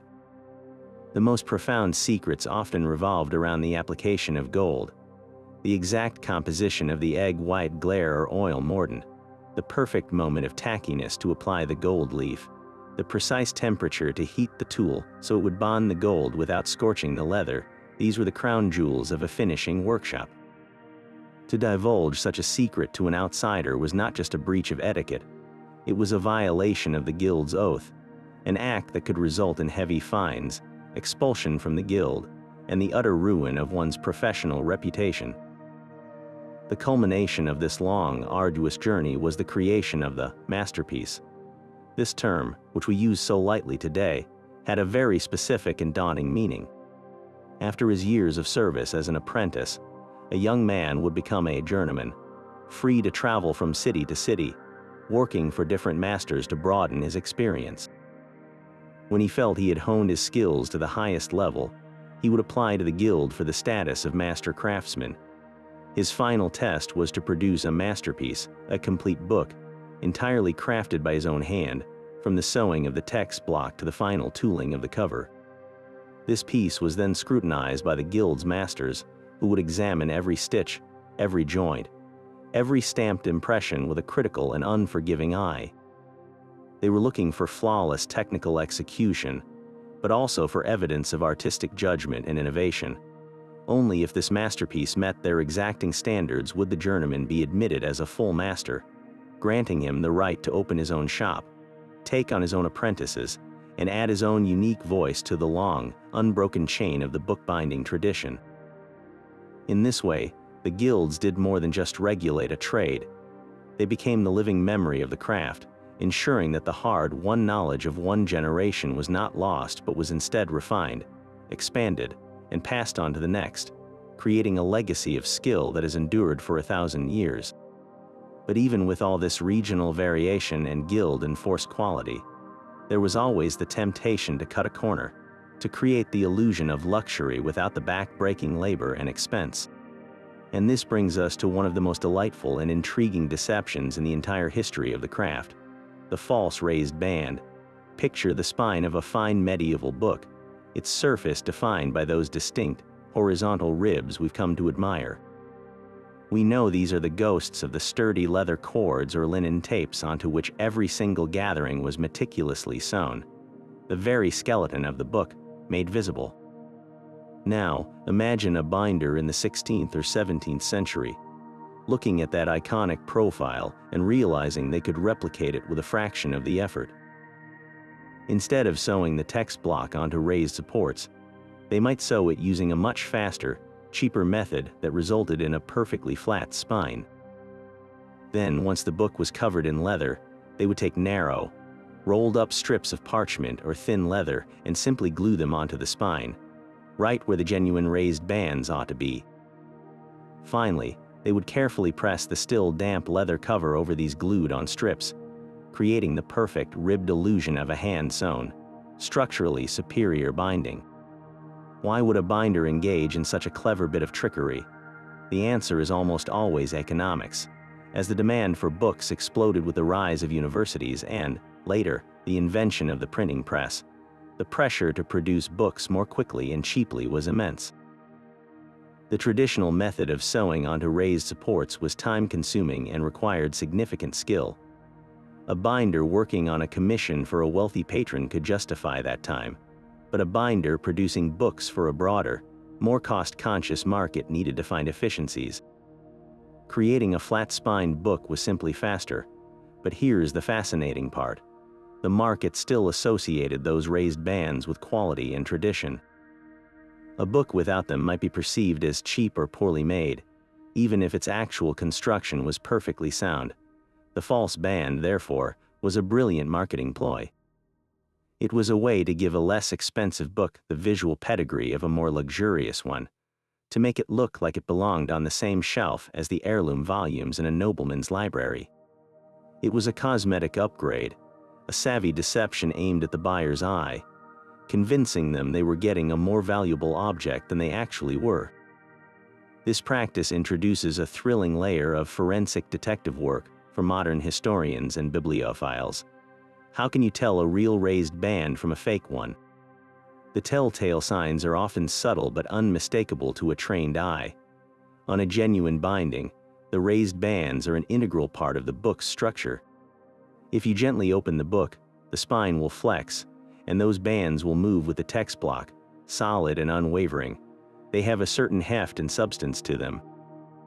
A false band, however, is just a superficial applique. Over time, as the glue dries out and the spine leather naturally expands and contracts with changes in humidity, these glued-on strips can become loose. You might be able to feel a slight movement or a small gap between the false band and the actual spine beneath. Sometimes, if the deception was poorly executed, the false bands can even detach completely, revealing the flat spine they were meant to disguise. Furthermore, the pattern of the bands can be a clue. A traditionally sewn book will have bands that correspond logically to the positions of the sewing supports, which are determined by the number of gatherings. The spacing can be irregular, reflecting the actual structure. A binder applying false bands, however, might space them with an artificial, perfect regularity, prioritizing a neat, symmetrical appearance over structural truth. This little bit of historical trickery does more than just reveal a cost-cutting measure. It gives us a profound insight into the evolving psychology of the book market. The false band is evidence that by the early modern period, the appearance of a book was becoming a powerful selling point in its own right. It marks a shift from a culture where a book's quality was understood through its hidden, structural integrity to one where surface-level impressions began to hold significant sway. It reminds us that these historical objects are not always what they seem, and that the quest for authenticity is a complex puzzle. A book with false bands isn't necessarily a bad book. Indeed, many are wonderfully preserved. It is, rather, a book that tells a more nuanced story about commerce, consumer expectation, and the timeless human desire to present something as just a little more premium than it actually is.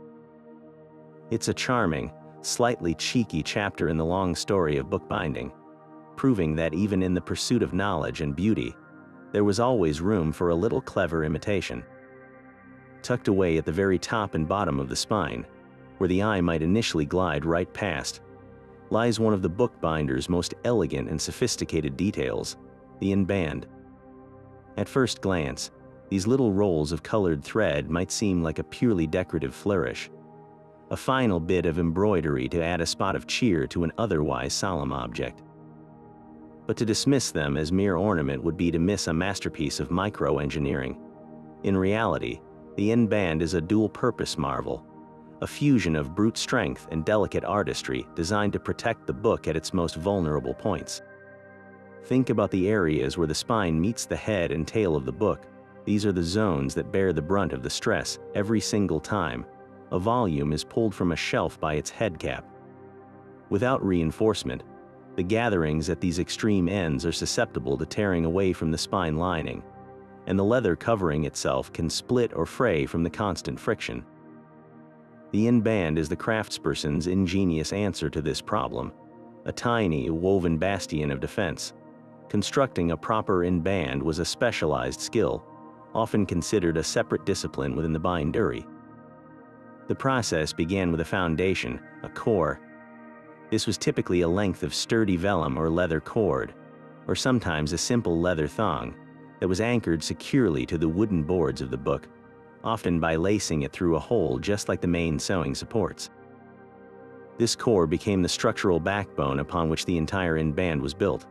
Then, using a needle and brightly colored silk or linen threads, the binder would begin a complex weaving pattern over this core, simultaneously linking the thread through the folds of the outermost gatherings of the text block at the head and tail. This is the crucial step that transforms the in-band from a simple decorative trim into an integral part of the book's anatomy. With every pass of the needle and every twist of the thread, the binder was physically lashing the top and bottom gatherings of the book to that anchored core, creating a tremendously reinforced edge that could withstand a lifetime of use. The visual beauty of the in-band comes from the specific weaving technique employed, and the patterns achieved are as telling as a signature. One of the most common and recognizable is the chevron pattern, also sometimes called the herringbone. To create this, the binder would use 2 threads of contrasting colors. As they wove over the core, they would cross the threads in a consistent, alternating sequence, creating a beautiful, repeating V-shaped pattern that runs along the length of the in-band. The effect is dynamic and intricate, a tiny ribbon of woven color that seems to shift and move as the light hits it. Another common technique produced a beaded pattern, where the weaving creates a series of small, raised bumps that look like a string of tiny pearls nestled against the spine. The choice of colors was never random. A binder might use the liturgical colors of the church season: violet for penitence, green for ordinary time, or they might select hues that complemented or deliberately contrasted with the leather of the cover. A dark brown calfskin binding might be crowned with a stunning in-band of azure blue and creamy white, a deliberate and beautiful surprise for anyone who opened it. For the modern historian or conservator, these tiny woven signatures are far more than just pretty details. They are a goldmine of forensic evidence. The presence of a hand-sewn, structurally sound in-band on a medieval book is often a clear indicator of a high-quality, professionally made binding. Its absence, conversely, can point to a more hurried, economical production, or a later, inferior repair.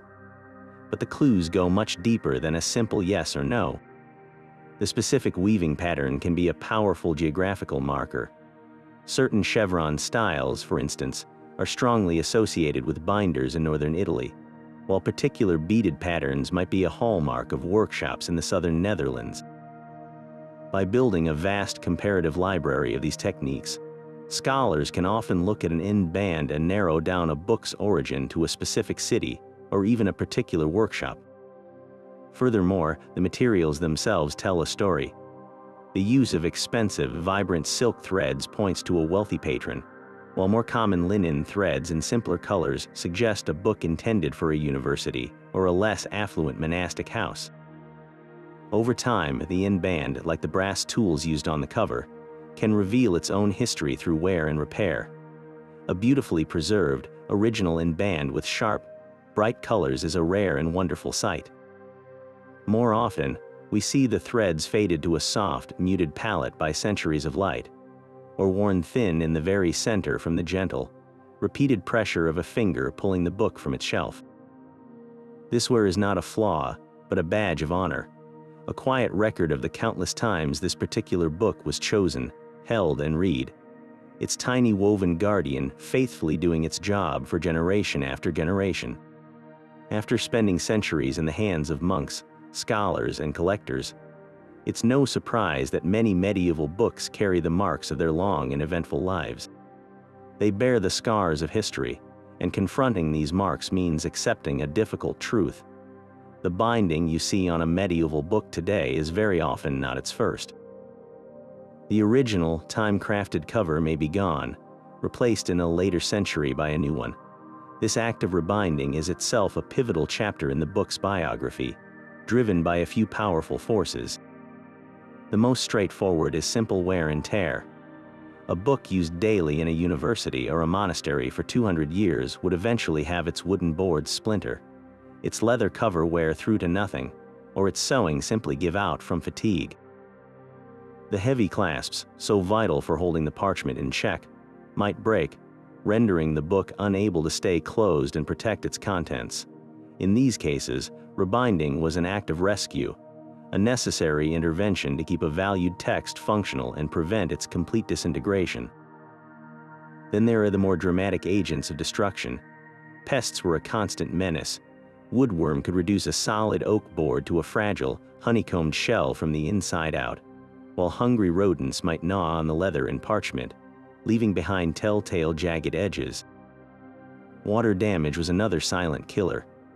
A leak in a monastery roof or a flood in a library cellar could cause the parchment to expand, warp, and then, as it dried, contract into a permanently distorted, wavy block that would never close properly again. The layers of the binding would delaminate, the glue would fail, and mold would bloom across the pages, staining them with its distinctive, foxing-like patterns. In the face of such damage, rebinding was the only way to salvage the precious text block within. But there was another, more subjective reason for rebinding: changing aesthetic tastes. A medieval book with a plain, functional tawed leather cover might have seemed hopelessly old-fashioned to an 18th century collector who favored the look of elegant, gold-tooled Morocco. To them, putting a new, stylish binding on an ancient text was an act of improvement, a way to bring a relic of the past into their modern, refined library. This is where the story takes a complex and often poignant turn. A modern rebinding, if done without a deep understanding of the book's history, can be an act of unintentional vandalism. A well-meaning binder in the 19th century, for instance, might have carefully removed the original, tattered medieval cover and, in the process, scraped away all the residual glue and thread from the spine, effectively erasing the fingerprints of the original craftsman. They might have trimmed the edges of the parchment pages to make them perfectly even for their new binding, in the process cutting off the very annotations and marginal notes that readers had made centuries before. In the most extreme cases, they might have even taken apart the original sewing, destroying the unique link stitch or herringbone pattern that held the key to the book's regional origin. When this happens, a wealth of historical evidence is lost forever. The book becomes a kind of ghost, its original identity obscured by a later, more dominant personality. In beautiful contrast, a sensitive, historically informed repair can be a masterpiece of preservation, one that honors the book's entire life story. The modern conservator approaches a damaged medieval book not as a problem to be fixed, but as a patient to be diagnosed. Their first step is always a meticulous examination, using magnification and specialized lighting to document every detail: the original sewing structure, the type of thread, the species of wood in the boards, the tooling on the leather. The goal is not to make the book look new, but to stabilize it while preserving every possible scrap of historical evidence. This philosophy often leads to repairs that are visibly different from the original, yet completely reversible. A conservator might use a new, chemically stable adhesive that will not become brittle, or they might stitch a torn page with a thread that is a different color on purpose, so future scholars can easily distinguish the modern intervention from the original work. They might even create a custom-made box to house the fragile binding, protecting it from further handling rather than subjecting it to the trauma of a full rebinding. This approach treats the book's scars not as flaws to be hidden, but as valuable data points in its long biography. Piecing together this biography from the physical evidence is where the true detective work begins. A single book can become a palimpsest of its own history, with each layer telling a different story. You might find a book whose text block is clearly 12th century, sewn with the characteristic link stitch of a French monastic house. But its wooden boards are from the 15th century, made of a different type of wood and attached with a different sewing style. indicating a major repair was done 300 years after the book was first made.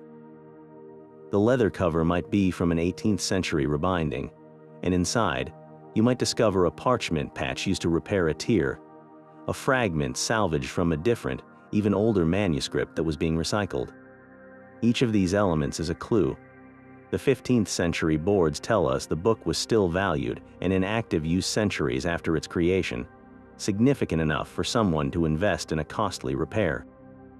The recycled parchment patch gives us a tiny, tantalizing fragment of another lost text. The 18th century cover speaks to a shift in ownership, perhaps from a monastery to a private collector, who wanted the book to match the rest of his library. The book becomes a living archaeological site, its scars and repairs mapping its journey through time, war, reformation, and changing hands. It is no longer a single object from a single moment, but a cumulative record of all the people who have valued it enough to mend it, a quiet testament to the enduring power of the written word. It might be easy to think of medieval bookbinding as a closed chapter, a beautiful but extinct art form locked away in museum cases, but the reality is far more vibrant. The legacy of these ancient crafters is not a relic. It is a living, breathing tradition, actively sustained by a dedicated global community of fine bookbinders and conservators. These modern artisans are the direct inheritors of the mysteries we've been exploring, serving as both guardians of the past and interpreters for the future. In their workshops, the rhythmic tap of the rounding hammer still echoes, the scent of freshly cooked wheat paste still fills the air, and the same principles of structural integrity that ensured a book's survival for 500 years are applied with just as much conviction today. This is not mere historical reenactment. It is a conscious choice to uphold a philosophy of creation that prioritizes longevity, beauty, and thoughtful, hands-on engagement with materials. Consider the fine bookbinder who chooses to create a new, original work using nothing but historical methods. They aren't just producing a book, they are engaging in a profound conversation with history. When they select a piece of oak for its boards, they are connecting with the medieval forester who understood its strength. When they hand sew a text block onto raised linen cords using a link stitch, they are solving the same structural puzzles that challenged binders in a Parisian workshop in the 1400s. The choice to work this way is a deliberate rejection of ephemeral, mass-produced objects. It is a statement that a book can still be a legacy item, an heirloom built to be passed down through generations.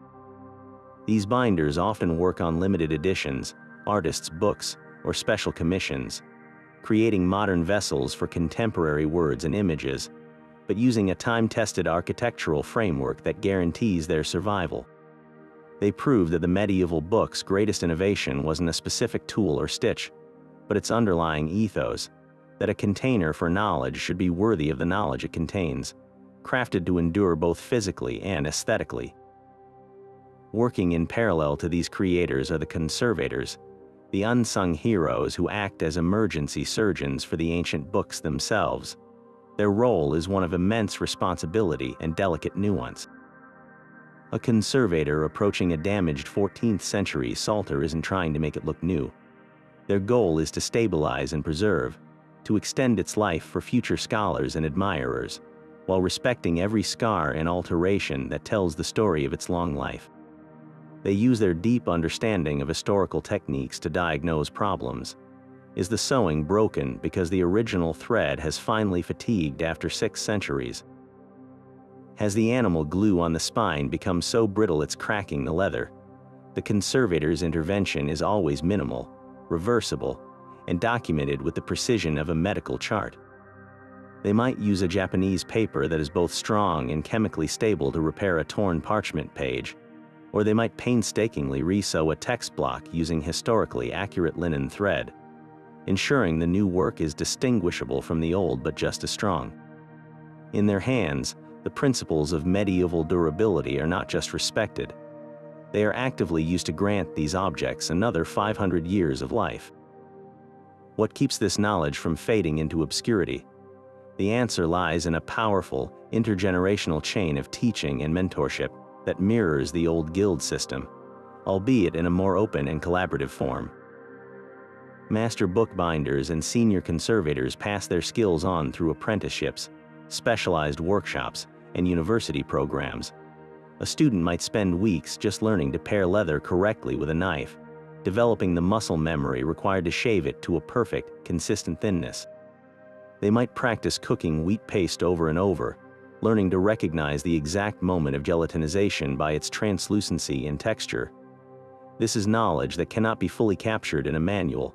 It is tactile, experiential wisdom, passed from one pair of hands to another. Furthermore, this global community is fiercely dedicated to sharing research and discoveries. Conferences and guild meetings become lively forums where a conservator from New York might share a discovery about a previously unknown regional stitching pattern with a binder from Belgium, collectively adding another piece to the vast, interconnected puzzle of the craft. This spirit of open collaboration ensures that the secret knowledge of the medieval workshop is now a shared, growing resource for all who wish to learn. Ultimately, the enduring relevance of these techniques speaks to a deep, human craving for authenticity and permanence in an increasingly digital and transient world. The principles of medieval bookbinding, the idea that materials matter, that structure is integral to beauty, and that an object's form should be a thoughtful, honest expression of its function, are more poignant today than ever. Holding a book that was bound by hand, whether it was made last week or 5 centuries ago, is a tangible connection to human ingenuity. You feel the solidity of the boards, you see the slight, human imperfection in the tooling, you hear the gentle crackle of the parchment as you turn a page. It is an experience that engages all the senses, a quiet antidote to the disembodied nature of a screen. The modern keepers of this flame remind us that the mystery and magic of medieval bookbinding were never really about a secret formula or a lost trick. The true magic was in a mindset, a relentless pursuit of quality, and a profound respect for the materials at hand. This is the living tradition they carry forward, ensuring that the quiet, steadfast voice of the medieval craftsperson continues to whisper to us, not from behind glass, but from the workbench, inspiring new generations to create objects that are, quite literally, built to last forever. And so, our journey through the quiet workshops and glittering treasuries of the Middle Ages draws to a close. We have witnessed a remarkable evolution, from the stoic, oak-bound gospels of the early monasteries, built purely for survival, to the breathtaking opulence of jeweled treasure bindings that proclaimed the power of both God and King. This was not a linear path of improvement, but a branching tree of innovation, where each form, the sturdy, the portable, the sculpted, the gilded, served a unique purpose in the complex tapestry of medieval life. Throughout this incredible transformation, the bookbinder remained a constant, a figure of profound duality. They were the engineer, a master of physics and geometry, solving the timeless problems of stress, weight, and movement with the elegant architecture of the rounded spine and the unbreakable bond of linen thread laced into wood. And they were the artist, a storyteller in leather and gold, using heated brass and delicate brushes to translate faith, power, and beauty onto the skin of a book. This is the ultimate takeaway, the key that unlocks the mystery of these objects. A medieval book is not a relic to be viewed from a distance. It is a dense archive of human endeavor, a collective biography written in a language of materials and marks. Every single element we've explored is a sentence in that story. The specific pattern of the link stitch sewing whispers the techniques of a specific monastic house. The ghost of a missing clasp speaks of a book used so intensely its metal finally succumbed to fatigue. The unique wear pattern on a lower board is the fossilized imprint of a priest's hand, carrying it in procession for decades. Even a clever deception, like a false raised band, tells a tale of economic pressures and changing consumer tastes. These books are not silent. They are constantly communicating, waiting for us to learn how to listen. The bookbinder's greatest legacy is this embedded narrative, this incredible fusion of brute strength and delicate artistry, all dedicated to a single, sacred goal, ensuring that the fragile, precious words within could defy time itself. Now, this knowledge becomes a lens, a new way of seeing the world around you. The next time you find yourself in a library, a museum, or even a second-hand bookshop, I encourage you to pause and truly look at the oldest book you can find. Don't just see it as a container for text. Look closely at its spine. Can you see the raised bands? Are they integral to the structure, or are they a later addition? Gently feel the cover. Is the leather smooth and polished from centuries of handling? Check the corners. Is the wear even? Or does it tell you which side it was always pulled from on a shelf? Every scuff, every repaired tear, every tool mark is a clue. You are now armed with the questions to ask, and in asking them, you become a part of the book's ongoing story, a new guardian of its secrets. The mystery doesn't end when the video does. It's sitting on shelves all over the world, patiently waiting for someone with curious eyes to discover it. This is where our conversation continues, and where your own exploration begins. What was the most surprising or fascinating detail you learned on this journey? Perhaps you've seen a remarkable binding in a museum that left you with questions. Or maybe you have an old family Bible at home that you're now looking at in a completely new light. Share your thoughts, your discoveries, and your own historical mysteries in the comments below. Let's build a community of modern-day detectives, piecing together the stories these incredible objects have to tell. Thank you for joining me on this deep dive into the art and soul of the medieval book. Remember, history is not always written in ink. Sometimes it's sewn in thread, hammered into leather, and locked in a clasp, just waiting for you to open the cover.